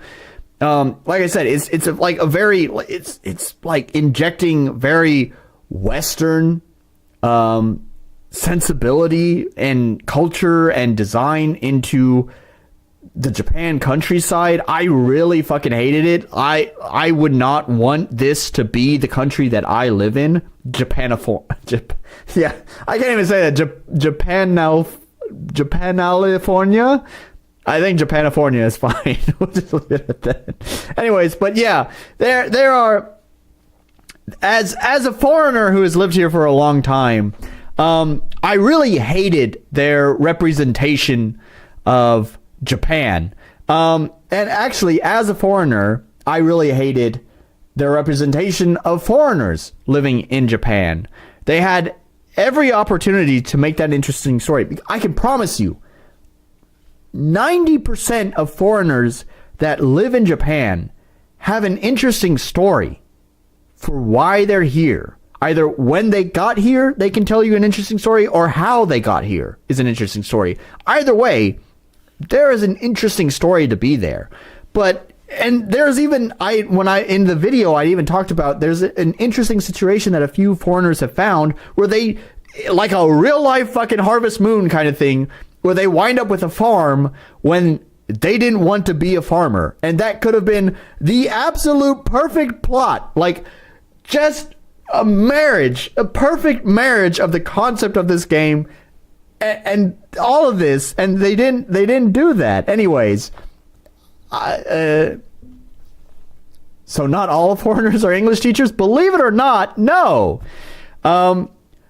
Canned Dinosaur is actually half. I've met Canned Dinosaur in chat, by the way. He and I are good friends, I think. I like to believe we're good friends. Good buddy. We've met in real life. Which is funny to think that it's thanks to RM Webb and my streams that I've met one of my best friends. Look, these streams actually have benefited my life. I'm not just here to shout at crappy games and feel miserable. I joke about feeling miserable, but I do enjoy the streams, even if the game sucks. I like interacting with you guys. But anyways, he's actually he's a half. But there's an interesting story there because he's half. Which means his parents are, one of his parents is a foreigner, right? There's always interesting stories there, and I can tell you that Canned Dinosaur is not an English teacher. I have some other friends that live in the town with me. They're from France, and actually, speaking of farms, they're a couple from France, And the wife actually works on a farm, while the husband works for, I don't know, an IT company or something, doing like networking stuff or whatever, web server stuff. Half-breed, yeah. I don't know what's worse, being a half-breed or being a foreigner here, because either way, you know, it's like, especially having lived here so long, this is such a digression, having lived here so long, and again, this is an interesting story that could have been put in the Sunnyside. As a foreigner who's lived here so long, I've lost my identity as an American. You know, I don't really feel very American, but at the same time, I am 100% for sure not Japanese either. I have no identity. I have no sense of who I am anymore. That's gone. I've given that up to be on the edge of the culture of both my home and the culture that I have chosen to be part of. I am neither dipped wholly into the well of those cultures. Like I said, there's fucking interesting stories. If you want to make it so that, you know, your character creator, whatever your... Actually, here's the thing. Sorry. Really what it comes down to is that they grounded the whole game in reality. I mean, if the game wasn't grounded in, like, reality, then it would probably be fine, whatever. But because they chose to make it Japan, and specifically, like, this area of Japan, it is a fictional town, but it is supposed to be specifically like Japanese rural life, except it's also poorly represented. So stupid. Anyways, I don't know. It's just, if they wanted to do a character creator where, well, if they want to do a character creator where you can be a foreigner and there are town folks who are foreigners that are living in the town, there would have to be interesting stories. I don't know. You can't just... Now, you've been Japan. You guys got to stop using... You got to stop doing this with the Japan portamento. That's my favorite cheese. Portmanteau. Japan is... Whatever. Yes, that.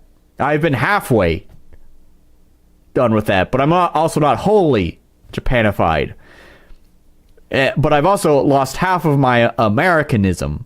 So I'm not wholly American either. I'm 50% Japanified and 50% Americanified, and 100% lost on what my identity truly is.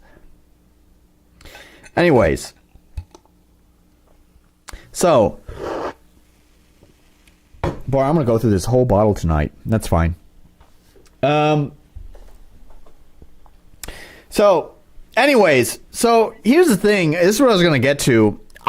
So the whole vending machine thing, first of all, is very much a Japanese thing. Like, China has a lot of vending machines too, but nowhere near compared to Japan. Maybe Korea. I've never really visited Korea, but I would imagine Korea does it too, and Taiwan. So a lot of the Asian countries like do vending machines everywhere. But let's face it, it's very much a Japanese stereotype of having vending machines everywhere. And it's true. And I honestly don't know why more countries don't do it, because it's super convenient. But anyways, that's besides the point. And then, like, can we see some more better pictures of who I mean, this is like, again, kind of like Japanese architecture. And then they have, yeah, there we go. They even talk about having, like, students. Like, it's clearly influenced to be Japan. They do say that it's in a non-Asian country, or a non-specific Asian country. But they just don't want to say that it's Japan, because I think they even mentioned in here, I'm not the only one who's bitched about their representation of Japan. Because I think they mentioned somewhere in this stream that they got a lot of pushback on how they represented Japan in Sunnyside.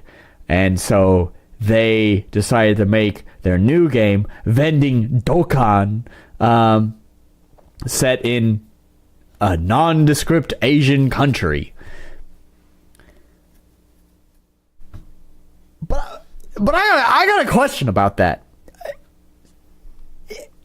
Have you taken a note of the developer's name, Sea of Ash? That's remember, I've already mentioned his online username is Rainy. Sea of Ash is his real name. Now, that doesn't sound English. And you're right. It's not. Speaking of foreigners living in foreign countries, his mother is from Iran. I don't get it. That's interesting. That's cool. Holy shit. That is an underrepresented culture that you could tell so many stories. You could tell us about. You could use that culture to influence your games, even if it's not directly about the culture that your mother and your blood is from. Even if it's not directly based on that, it could still take influence from it. Why then? Why do you always have to make it Asia? I just don't get it.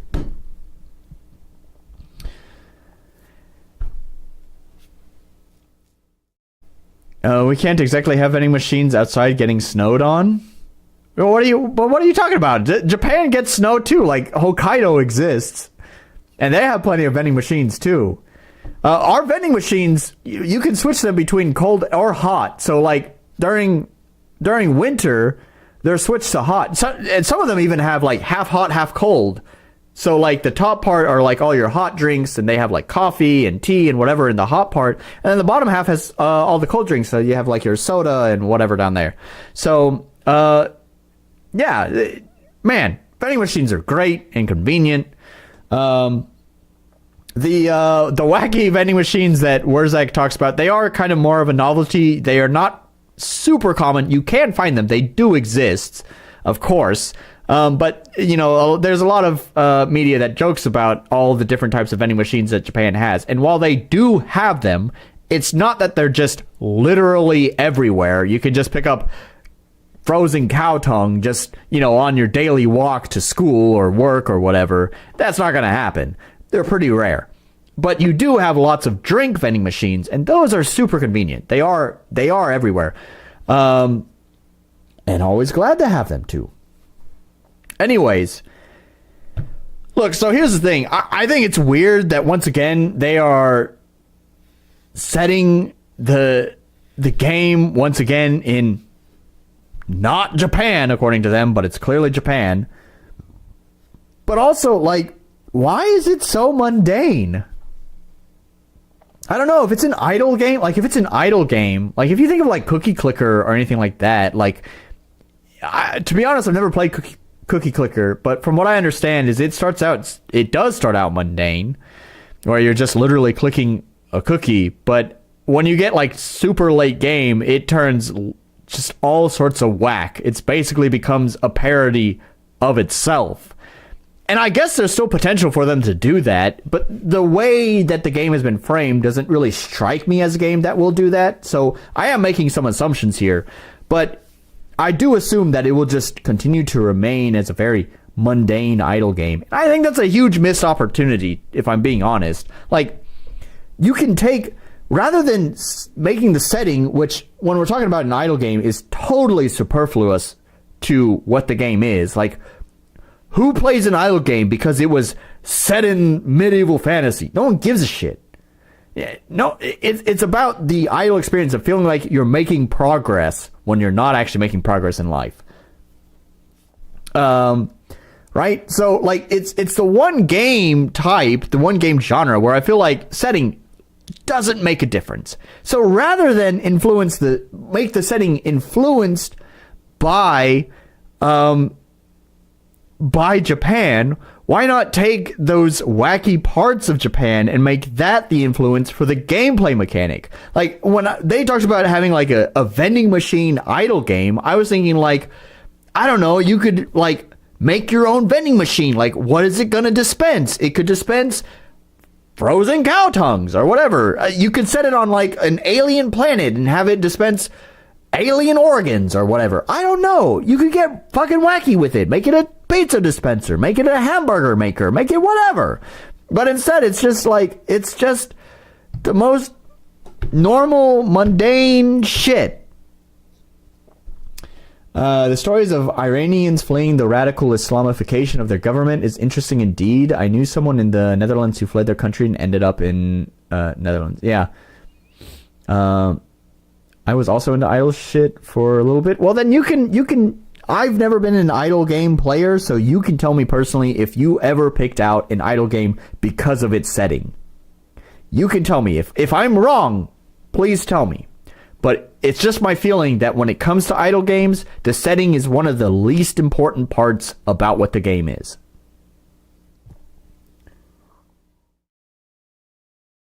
As for your Iranian friend, exactly.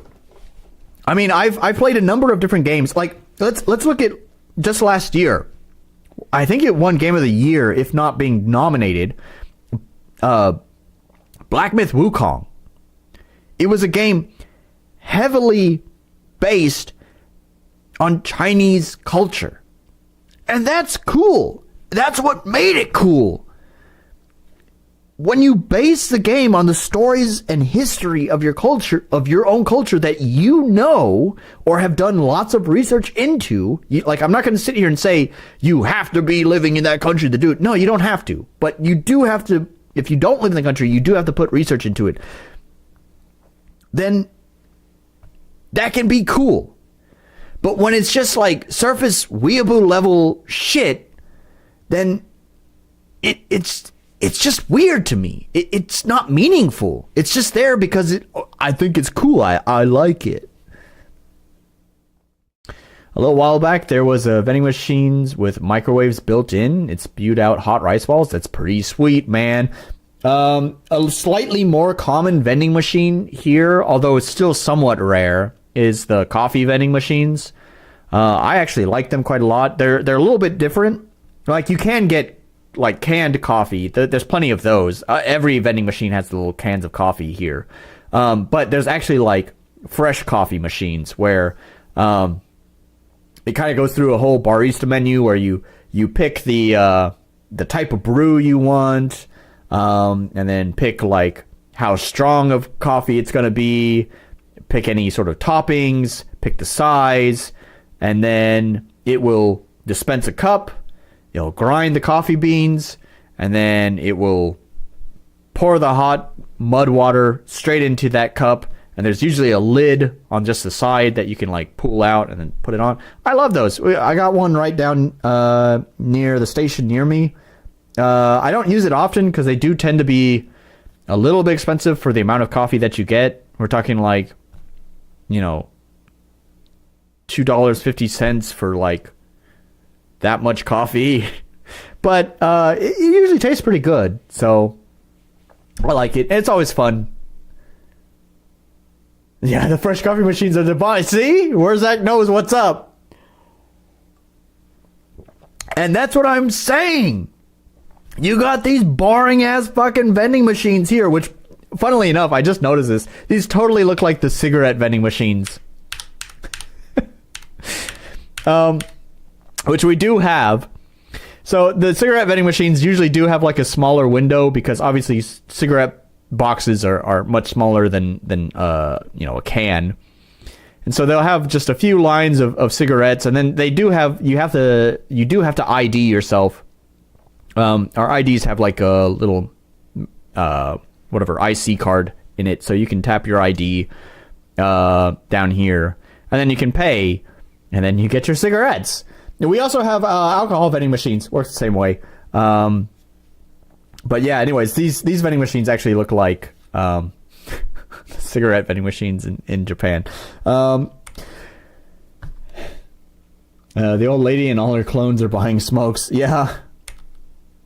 To be fair, like, I'm not going to criticize too much on, like, the clones, any sort of jank like that in their preview here, because it is still in development. Thank you. Actually, Wrath of Wood, you're kind of helping me get back on track here.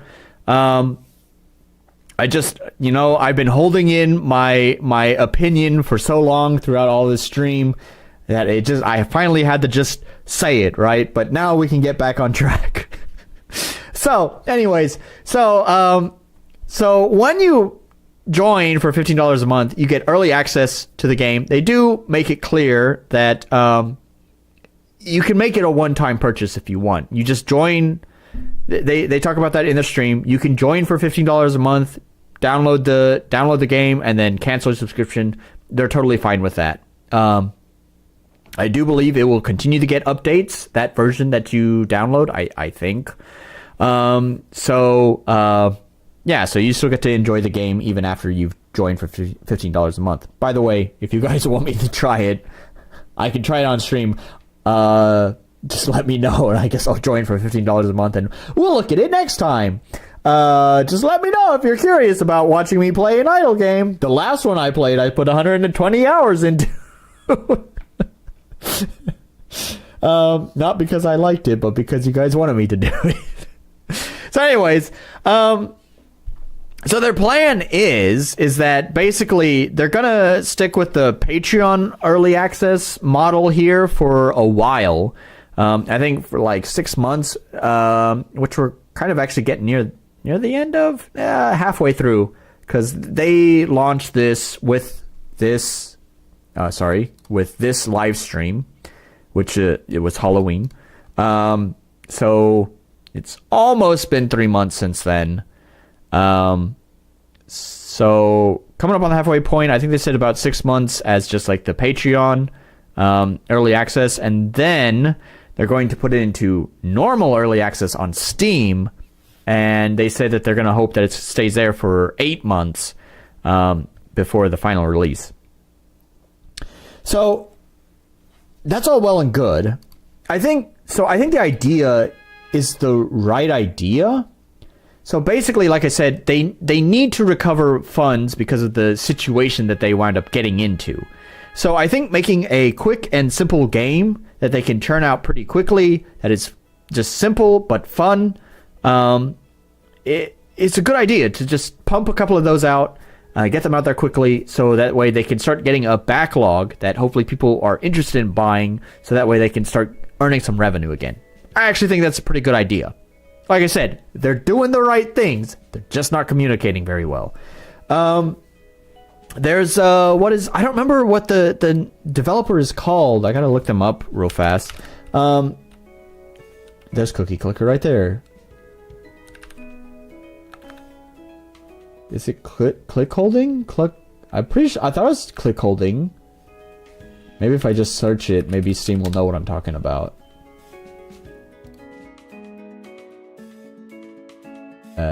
Nope. Oh, there it is. Okay, I found it. Click holding, not click holding. Okay, so these developers here basically do that. So they churn out like a new game, like, I don't know, like every 8 months or something. They're pretty basic in what their game is. It just has one interesting, very simple core loop. They refine that core loop, get it out in 8 months to a year, and then move on to the next project. And then because of that, even though they're cheap games, they're interesting enough. That people are interested in buying them, and it gets this back catalog of getting regular income. So that way they can put that into a bigger game, which I think they're working on. I think I've heard that these developers have started working on like sort of a bigger project than some of these other games that they've worked on. But anyways, that's the idea. The Beast game looked pretty good, actually. Beast game.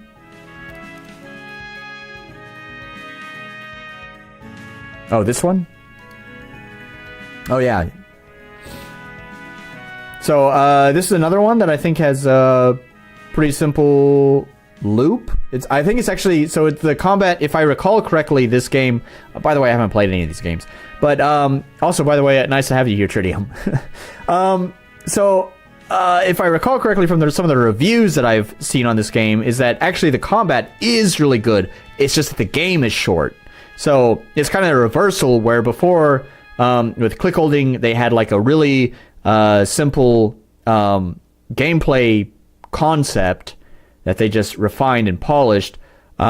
This one is kind of a change of that, where instead of having like a longer game, they just have like a more refined and interesting concept, but it's short. Either way, it works out for them because they're able to turn out their games pretty quick. Lots of people love them. You can see it's well reviewed, has lots of reviews, which means it has lots of purchases.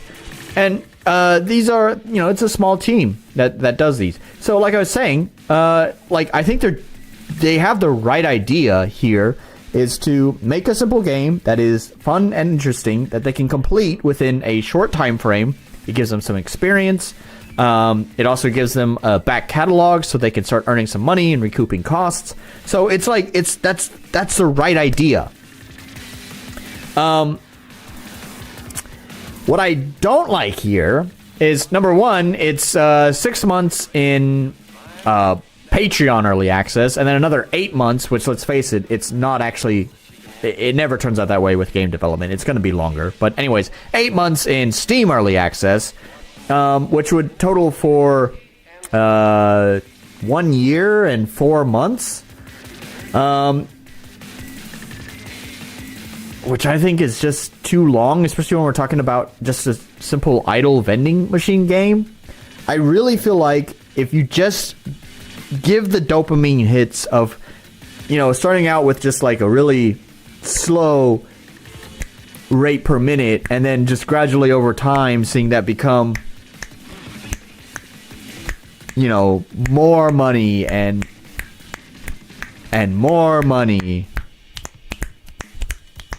Right? That's the dopamine of the idle games and the clicker games and stuff like that. And so I don't think they need lots of features. So I don't know if there's really a reason to spend so long developing it. I don't know what all goes behind their games development. It's definitely a different process than I'm familiar with.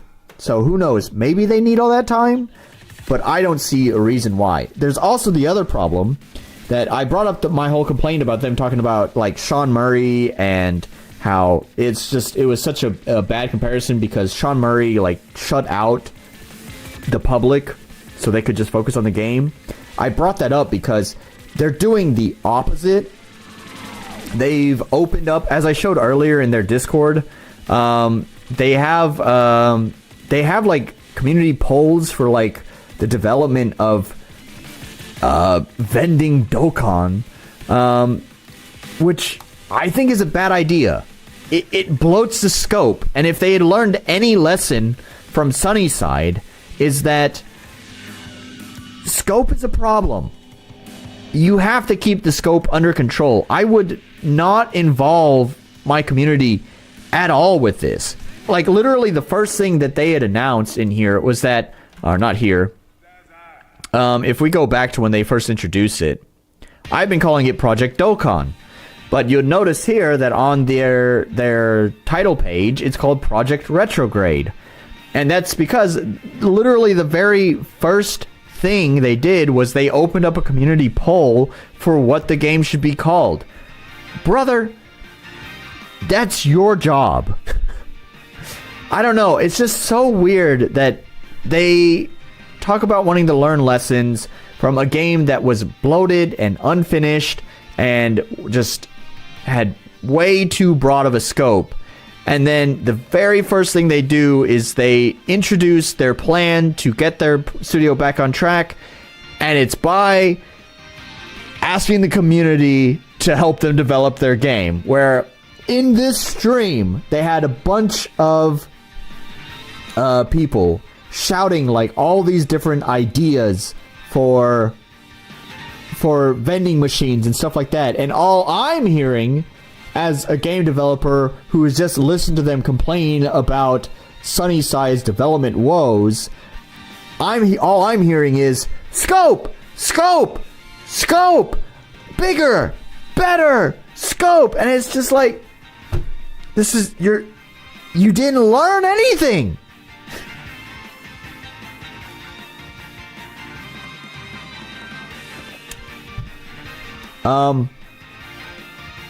They explain why it's called Project Retrograde. It was actually a surprisingly stupid excuse. I thought it was sort of a trite, but at least somewhat poignant name. What I thought when they were like, oh, it's Project Retrograde. And that's because one of the things they talked about was that they bit off more than they could chew. They didn't have enough experience when they went into Sunnyside, and then all of those other problems. And so they wanted to go back to a much simpler... They wanted to kind of go back to making a more simpler designed game. And so to me, in my brain, was like, oh, Project Retrograde. It's like going back to basics. I get it.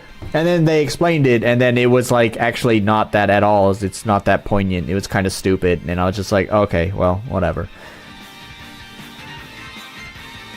Naming anything project sounds like an indie in-dev thing. Well, it is. But that's the thing. It is in development. And as I was just saying, this is just like the placeholder name. Because in this stream, they had announced, call it Ven King or something. That's actually pretty good. In this stream here, they had announced a poll, a survey for people to submit their own game titles to replace the placeholder name, which they went with they went with Vending Dokkan, which I don't like. First of all, when I read it, Dokkan, it sounds like a Japanese onomatopoeia. And in fact, I had this annoyed me. I really had to dig through their Discord to find where they had settled on the name and why they had settled on it. I saw lots of Project Dokkan all over, but I was like, what is Project Dokkan? Or not, I keep saying Project. Oh my god, it's Vending Dokkan. I kept saying Vending Dokkan. But I was like, but what the fuck is why is it Vending Dokkan? Why is it called that? 'Cause that's a weird name. And it took me forever to find it. It was just like stuffed in one of their regular chat channels. I had to scroll way up to find why they had settled on that. And so first of all, when I had read Dokkan, you know, given their history with Sunnyside and the Japanese influence and all of that stuff, I was reading Dokkan as Dokkan, which is an onomatopoeia. And they do kind of acknowledge that in the chat, wherever the fuck it is in their Discord. But actually, Dokkan is like, so they do remember that he has an interesting culture and past. Dokkan is like a Persian word for vendor. So it's kind of like acknowledging like his culture, that thing that I said he should really put into his games. But like, just titling your game based off of your culture is very surface level. That's not exactly what I'm talking about. I'm talking about having that influence the game's design and story. Anyways, so it's basically vending vendor is what it would translate to. It's also just not a very good name. I think there was another name I had read that someone had submitted. It was somewhat redundant, but I actually liked it because it was very, very clear what the game is. It was like a vending simulator. It was redundant, but I just liked how super clear it was that like what this game is. I kind of wish they would have gone with that. Vend King is pretty good too. That's not bad. Vending Dokkan is, I don't know. Just seems like a bad idea. That's honestly, I guess, what these devs have is just nothing but bad ideas. Because Sunnyside wasn't a good idea. And I don't know if turning to your community to help you develop a game that's meant to get your studio back on track is a good idea. Especially when you're quoting Sean Murray, who's the guy who said, shut out the public and just focus on making a good game. You are doing the opposite of that. Yeah. I don't know. There's a lot of problems with this whole situation. And that's why I wanted to talk about it. That's why I did talk about it. To once again reiterate the point, I think they are making the right steps, but they haven't really communicated this situation very well. That would be my advice is, one, they need in every single public channel that they have, whether it's Discord, Twitter, YouTube, whatever, they need to have a pinned message that clearly outlines, and you can sit there and say, we're being transparent. You don't need to say the word that you're being transparent. Just actually be transparent. Just actually do it. Don't say the word. Just fucking do it. Be like Shia LaBeouf and do it. All right? Clearly outline, here is the state of the game. In my opinion, I would just say development has ceased. We have one more patch in the pipework that we're going to put out, and then after that, we're done. We're sorry to all of our backers. Here's the situation as to why we have to do that. Publisher troubles. Lawsuit troubles. Here's what we're going to do. We're going to get our studio back on track. If you have lost faith in us, we understand. If you want to stick around, here's our Patreon. That's how I would do it. Make it clear. Tell them exactly, like I said, if you do, in my opinion, just say that development has stopped, then you don't even really have to address the console, because you're making it clear. All development on the game has stopped.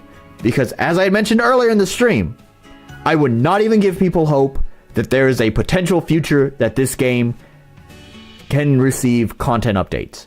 I would not even put that hope in people. We don't know when that would be. We don't even know if that will be. If it does happen, super cool. Everyone's excited. If it doesn't happen, you have not broken any promises. And that's exactly what the fuck the guy that you are quoting did. He didn't say anything. When, after No Man's Sky released, and everyone wanted Sean Murray to say something or do something, he didn't. There were no fucking updates for a long ass time while they put their heads down and made a good fucking game. So, they didn't promise anything. They didn't say, hey, we're going to come back in 2 years with an update. They didn't say that. They did nothing. They just were completely silent. People could just assume that the game was dead. And so that's what I'm just saying, is that I would not at all give people any hope at all. You have this ship has sailed. Y'all fucked up. Own up. Take responsibility for that fuck up. Just say it's done. We're moving on. Anyways, like I was saying, I would have this information pinned clearly in every social media channel that they have. And again, make it clear. You can say transparent, but that doesn't mean you actually are being transparent. After that, I would focus on getting vending Dokkan out as quickly as possible. I would not take community input at all. Even if their suggestions are simple things like changing the title. You are still waiting on people to answer the survey. I would not give not even that amount of time. Even if it takes a day, whatever. I would not even afford that time to trust the community to do that. I would just say, here's our vision. This is what we're doing to get our studio back on track. This is the game. We're going to pump it out as quickly as possible. We're going to move on to the next project. Hopefully pump that one out a little bit faster, or pump that one out a little bit slower, actually. But still, we're going to pump it out quickly so that way we have a backlog of games to hopefully fund our studio. Also, I would lawyer up and get on Maximum Entertainment's ass about any owed funds that you need to have. If they were not paying the studio, then they need to pay it. You lawyer up. They're going to pay your studio and they're going to pay your lawyer's fees because you had to lawyer up to get them to pay you. And next, I would renegotiate the contract. If they've just done a merger, they are probably open to it. If there's anything that's keeping your mouth shut on the situation, I would get that fixed.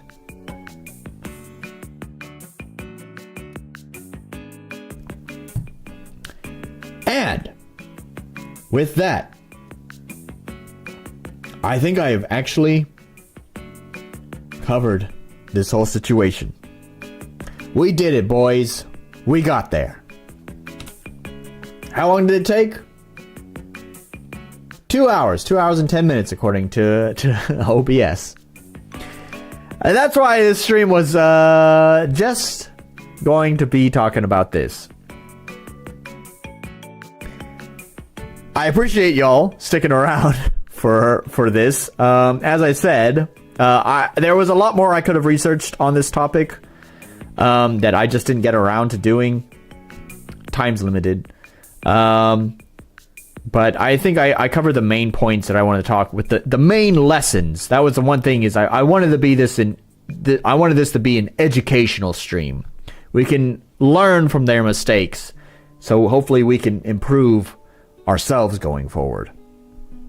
Just like we did with Max. And it's kind of funny because I feel like there's some parallels between this situation and Max's situation. Max was the developer of Red Trigger, which I had done an interview with him. I don't know. This was quite a while ago. I think it was a couple of years ago now. So anyways, but I feel like there are some similar situations that both of these developers have had that we can learn from.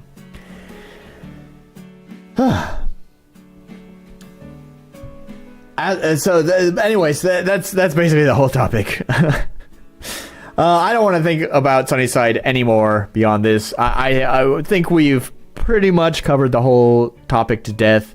I don't suspect there will be any sort of response, but if there is any sort of follow-up, I will follow up next time that I stream. That was kind of sort of the original plan, as you had saw in the this one here. I did actually tell Maximum Entertainment that I was going to be talking about it on January 18th, but at the time I was planning for this stream to go live last weekend, which was the 11th. Oh, sorry, you can't see it, but this one here. I was planning for the stream to go live on the 11th, but I was giving them a couple of extra weeks to reply. And that was just because I was going to do a follow-up the following week if they did reply. And it'll be the same thing here. If I get any sort of responses to this situation, either from Off-Tabi Games or anyone else who's more aware of the situation than I am, then I'll follow up on that in my next stream. But after that, yeah, I don't give a shit about this game, honestly. It was kind of garbage. So as for the next stream, first of all, we probably won't be doing Nolan in stereo next time. This was just, I don't know, it's something goofy. I just wanted to do. I was kind of moving music equipment around. I've had this microphone for a while, but I didn't have an extra XLR cable for it, and I'd actually ordered one, and it just arrived today. So I decided, why not? Let's have fun with stereo Nolan. But we'll go back to just mono Nolan next time. Also, maybe I'll stream next weekend. I do have plans on Saturday, but it's possible that they will end in time for me to be able to still have my normal stream. I'm not 100% sure about that. So I guess we'll find out when next week comes. So it might happen, it might not. But either way, if I don't have a stream next weekend, then it will be the following weekend. And in that one, then we'll talk more about this if we have anything to follow up on in it. But otherwise, yeah, this topic is done. Y'all got Mike's pointed down like a pro. I don't know why I do it like that. I don't know, it feels... I wish I could give you a reason why I do that. It feels right to me. It feels weird to have it up. It is also easier to, adjust the cable. Not that you need to do that with an XLR cable. XLR cables, once they are plugged in, they don't move. They don't move. They are in there solidly. They have a very strong connector.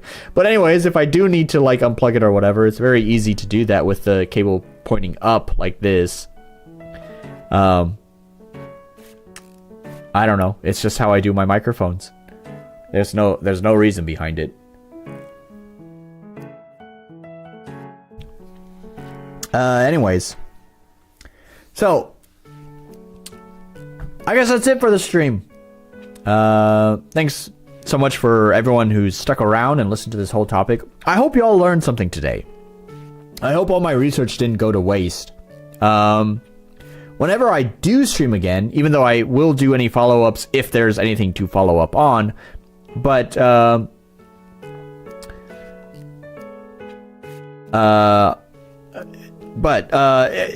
the main content for next stream will be playing some sort of game. I'll pick out a game to play. Maybe Project Dokkan if you want. The reason is old mics would heat up in the middle and fuck up the diagram thingy, but upside down the heat rises. I see. I guess I don't need to do that, but I still do it anyways. I don't know. I guess that makes sense. This is off topic, but I was watching this video the other day. It's by some guy who's done a lot of like producing for a lot of famous artists, and he just talked about, the topic was like why all music sounds the same today, and it came down to production techniques. It did sound like old fogey, shouting at the cloud, sort of thing. But I was sort of proud, I guess, to see that a lot of things that he complains about, that a lot of modern production people do, I don't. And I don't know, I guess I have a more old school approach to how I produce things, and I guess my microphones are just a sign of that. I don't know. Anyways, but like one of the things he talked about was how everything is locked to the grid. A lot of modern songwriters just they're using a DAW, they're writing all their music in a DAW, and of course everything gets locked to the grid, and so it kind of loses a human element to it. I think pretty much all my music folks here in the chat know about humanization, which is a very easy to access option for DAWs, to just add a little offset to all your notes and a little variation to the velocities.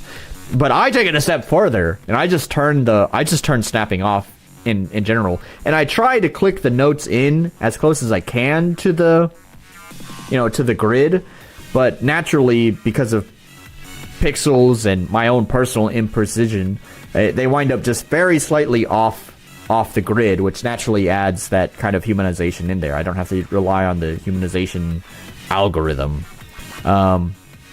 So anyways, there's just all sorts of stuff like that. I've talked about it in the past. I think there's a whole stream that I did for Meg, who was wanting to learn some production stuff. You could probably find it in my back catalog of live streams where I just talk about music production stuff. There are some things, I'm constantly learning new things about production, whatever.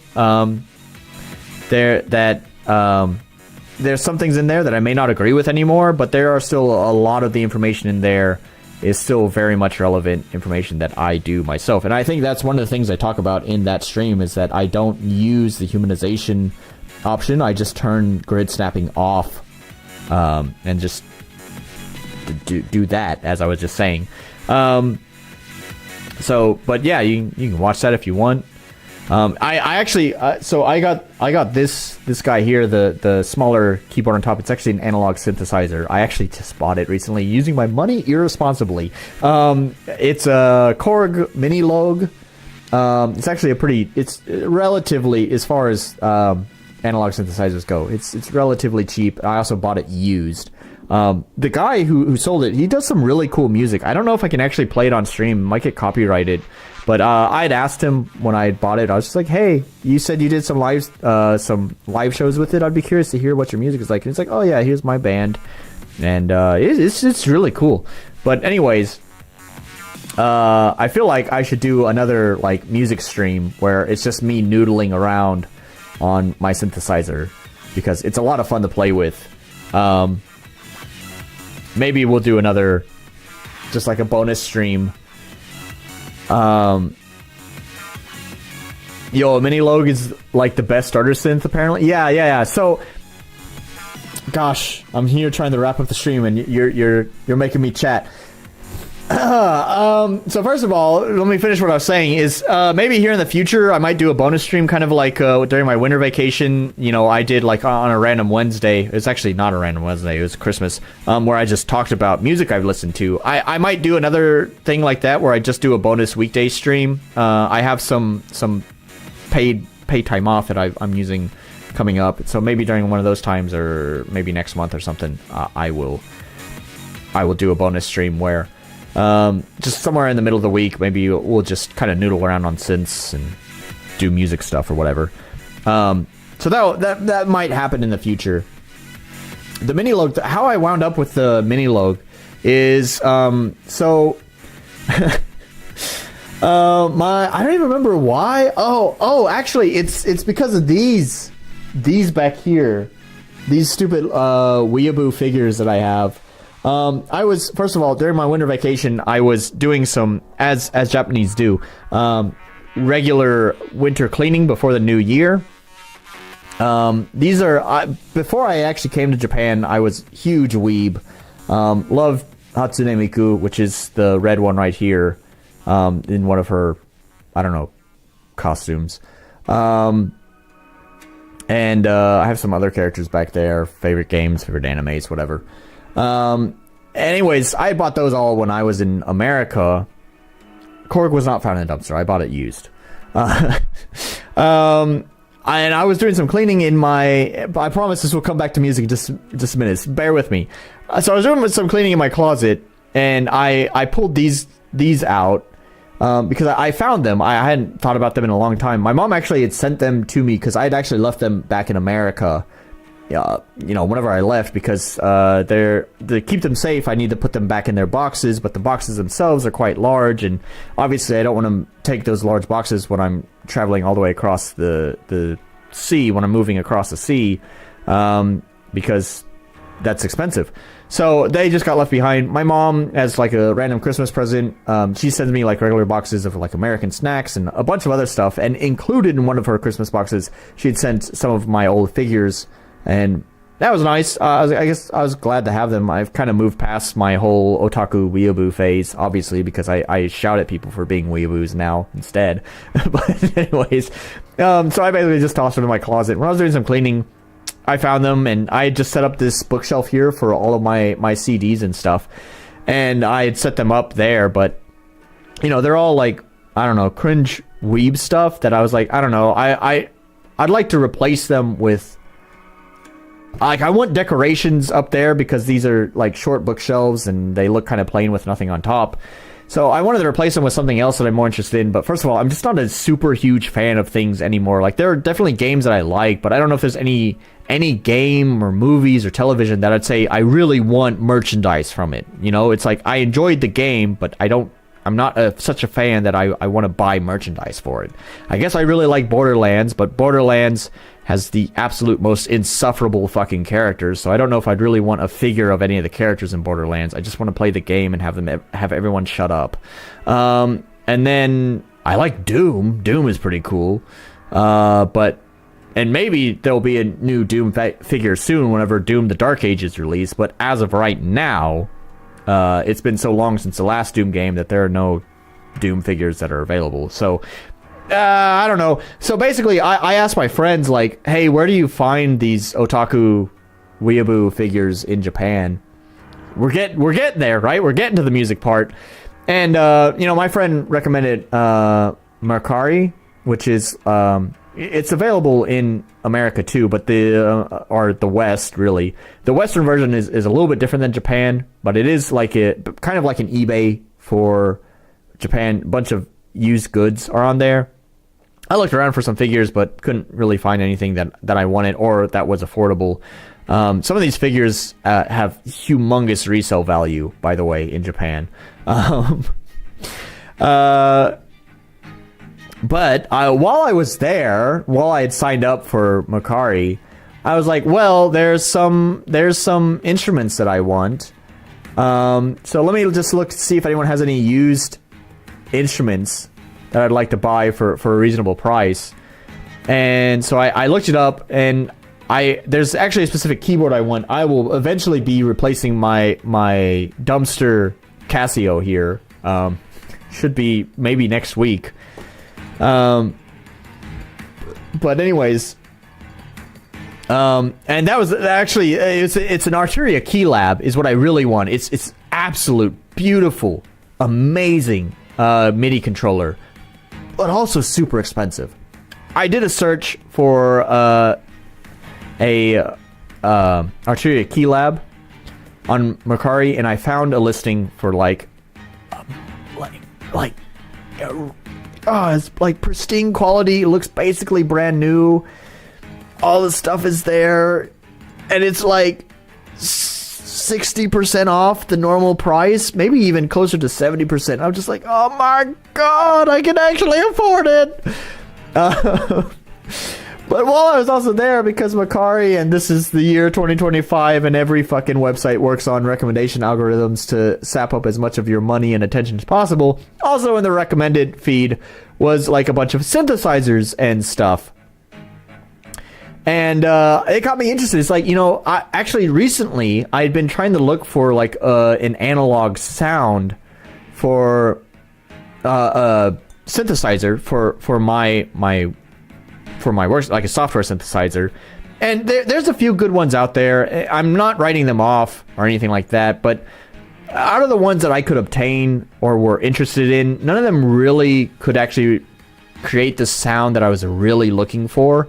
And I really enjoy the idea of being able to like physically touch the synthesizer and tweak the knobs myself, like real knobs, not just like using the mouse.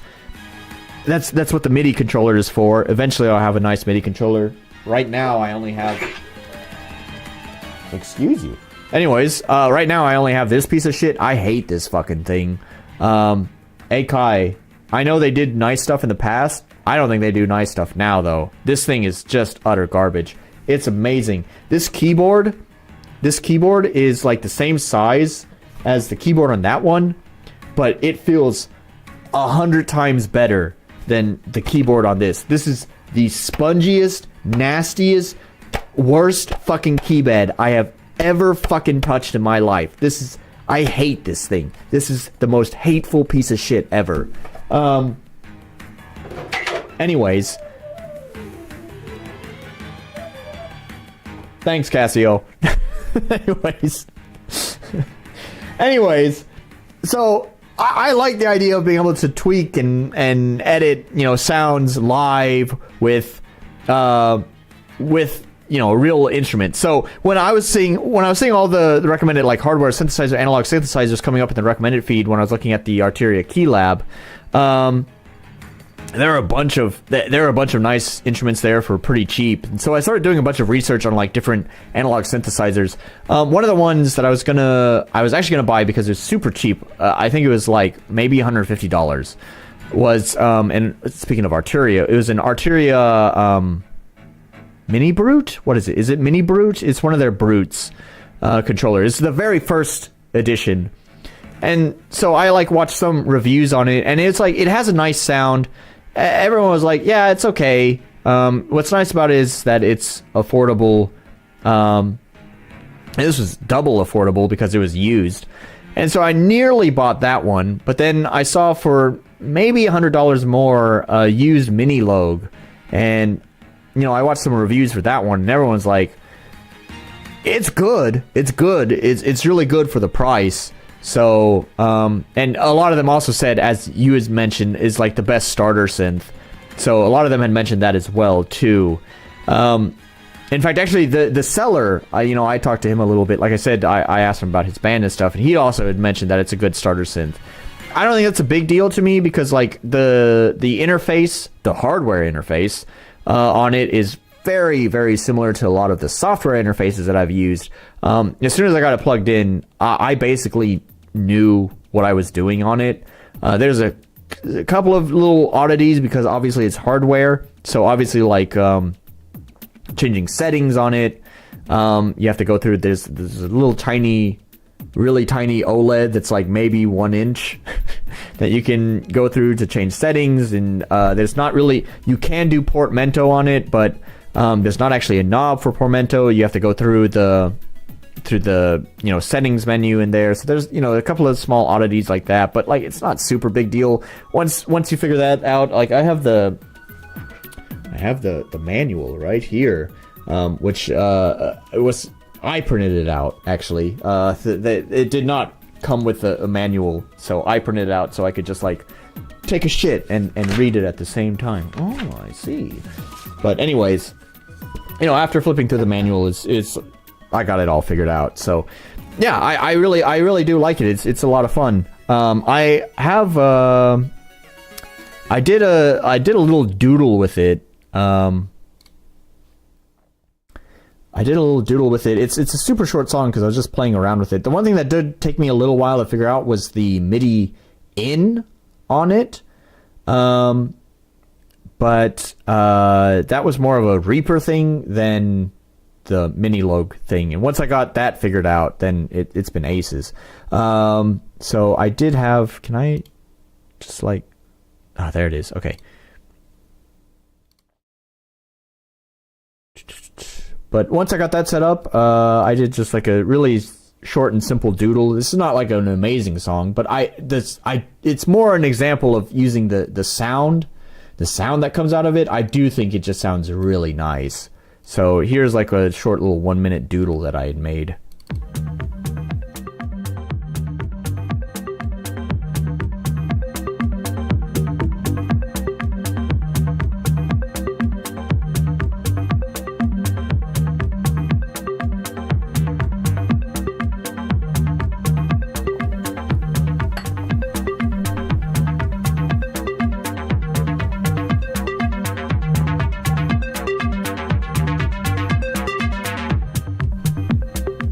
Tweaking those knobs, hell yeah.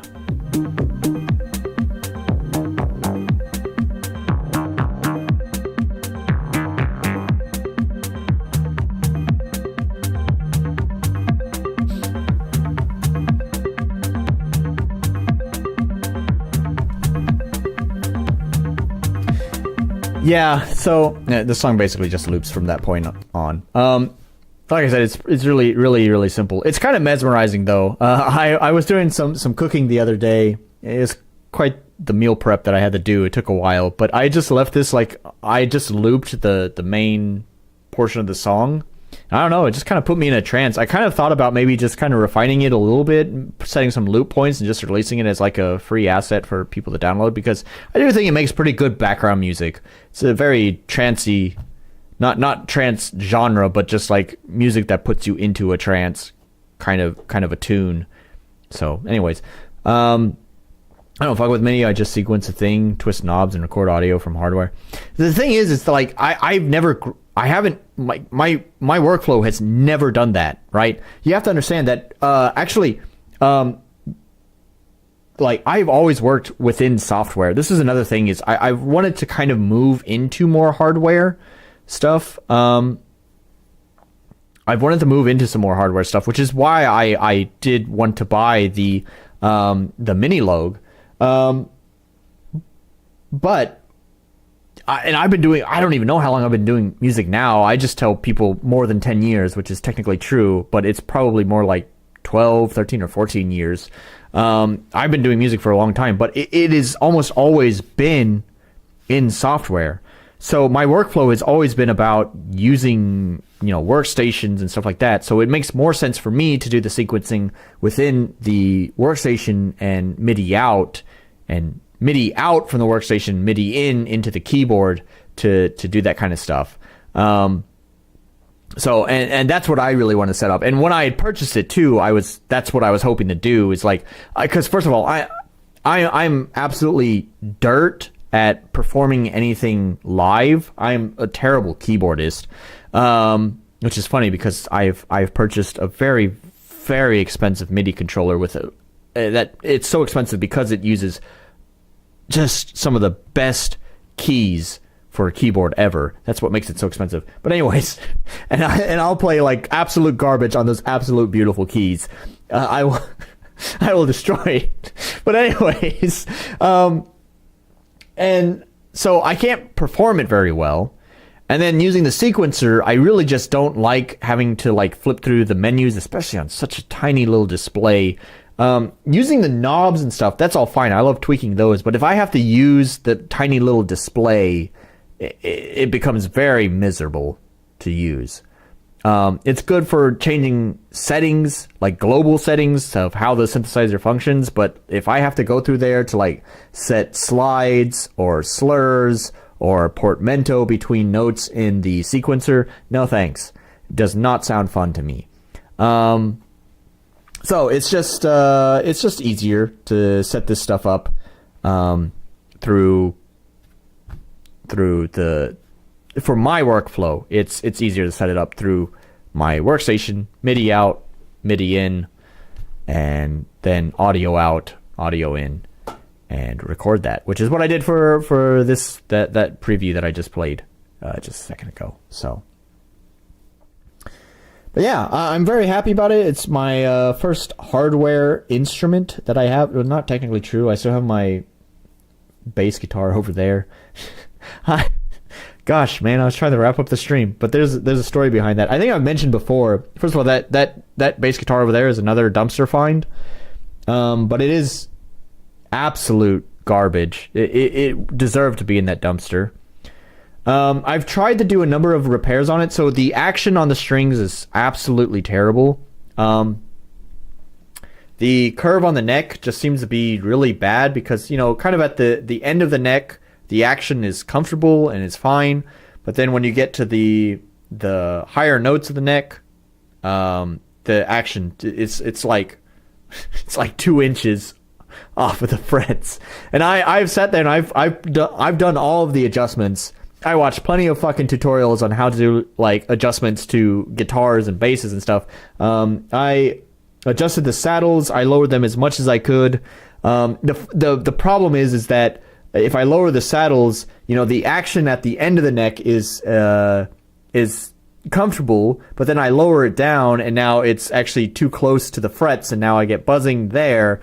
But even still with them lowered down, you still get like a huge gap on the action at the top part of the frets.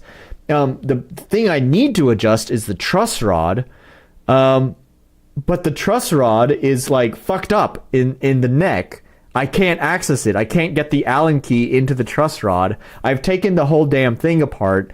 I've done my best to try to make adjustments to it, but I can't. It is literally a piece of shit. So what I was gonna do, I have another dumpster find bass guitar, but it was in worse shape than this one. The other dumpster find bass guitar must have been left somewhere outside or something because it was super rusty, super fucking dirty, super disgusting. But I wound up taking it. Actually, I found that bass guitar before this one over here that you used to see, you know, behind me. I found that one before, but and I had started like kind of doing like a recovery process on it. But it was such a tremendous project that I kind of wound up putting it to the side and just forgot about it for a long time. While I was doing all of my winter cleaning during my winter vacation, you know, there it was haunting me, this unfinished project to fix the guitar, to restore it. And I decided, well, you know what? I'll go ahead and just tackle this now because I'm so put out with this dumpster bass guitar that I'm using now. I really want to play the bass guitar, but it sucks so bad. So I was thinking, well, this one is actually from a reputable brand.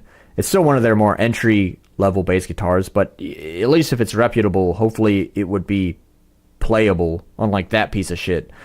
So I decided, oh, yeah, all right, sure, whatever. I spent like 2 hours. I pulled it out, polished. I replaced the saddles, polished the bridge, like scraped all of the rust off. Took the neck off, did like lots of cleaning. I did tons of stuff to it.